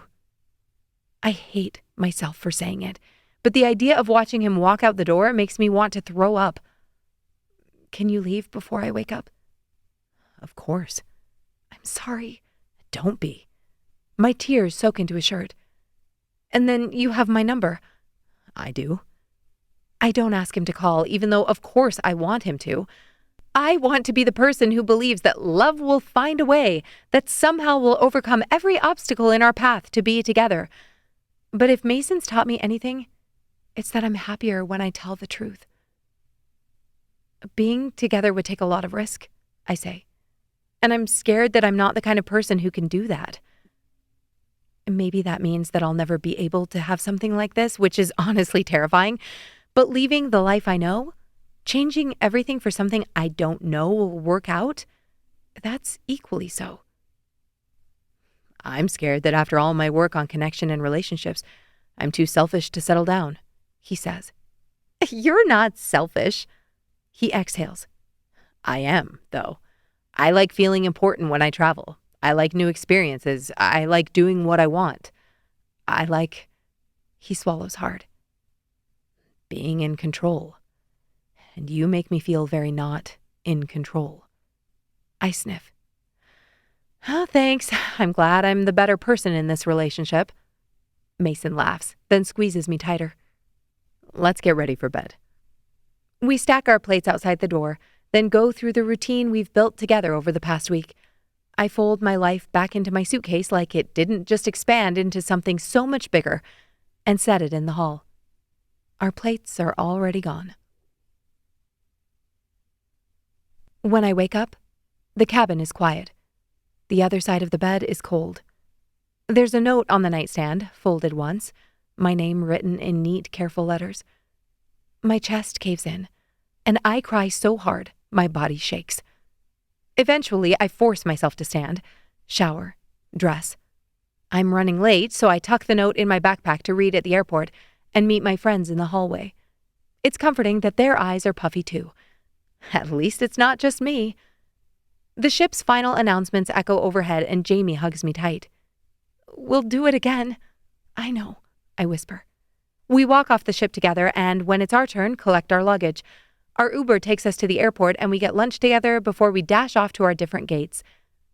And then I'm alone. I sit in the bucket seat and open my laptop. At least there are plenty of patient emails to keep me company. Boarding goes smoothly, but the plane is freezing cold, reminding me that's the kind of temperature I have to look forward to back at home. I slide into my window seat and tuck my backpack under the seat in front of me. I pull up a book on my phone. It's a romance. I try to play Bejeweled instead, but I can't focus on the lines, so I turn to the window and stare at the movement on the tarmac. Tears blur my vision, and I swipe at my cheeks when there's movement behind me in the aisle. Not that I expected the middle seat to stay open, but one can hope. Is this seat taken? A man's voice asks. I freeze. The guy sitting on the aisle says, That's not how it works, bud. You have to sit where... No, I know. I was trying to make a joke. I spin and look up, not able to compute the face looking back at me. Mason? He holds up the boarding pass on his phone, tilting it toward the man below him as he mutters, I feel like it's not funny if I have to say it again. Then clears his throat. Excuse me, miss. Is this seat taken? Chapter 20. Mason drops into the seat next to me, and I'm still speechless. His mouth turns up at one corner. Wow. Guess you really didn't expect my meetings to run on time. I put my hand on his cheek to make sure he's real. What the hell are you talking about? Mason blinks. Didn't you read my note? Holy shit, the note! I dive for my backpack and pull it out of the zipper sleeve, then flip it open. Liv. Couldn't sleep last night, so I did some research. Got in touch with an old contact early this morning. I knew he'd moved to a hospital in Montana, but I wasn't sure which. It's in Billings. So I changed my flight. I thought I'd come with you this afternoon if that works. There's a chance my meetings won't end on time and I'll have to catch the 4 p.m. flight, but either way I'll be there tonight. Zero pressure, but let's be clear. I'm not coming to Montana for the job. Love, Mason. Tears stream over my cheeks when I look up. I didn't read the note. Mason's eyes are misty. Well, sorry to... I grab his face and kiss him. No pressure, I hiss, attacking his mouth. I didn't want you to think... I nearly yank him into my seat.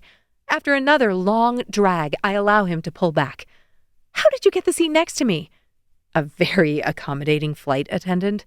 And how long will you stay? He pants. Depends. It's a pilot program for young professionals experiencing burnout and isolation. If I'm a good fit, I'd be working for a few months there to help retention and life satisfaction. I purse my lips. Well, you better damn well be a good fit. Mason laughs. See? Spicy. Is your brother mad? He's always mad. He's from Jersey. I chortle, then brush my lips over his.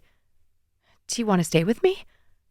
Mason watches me closely as he says his next words. I booked a hotel. Not because I don't want to stay with you, because I do. But like you said, we met in a bubble. I don't want to put pressure on this. We should get to know each other there, too. I nod. But I think close quarters works for us. He chuckles. I only booked 4 nights. Perfect. I kiss him again. I can't stop kissing him.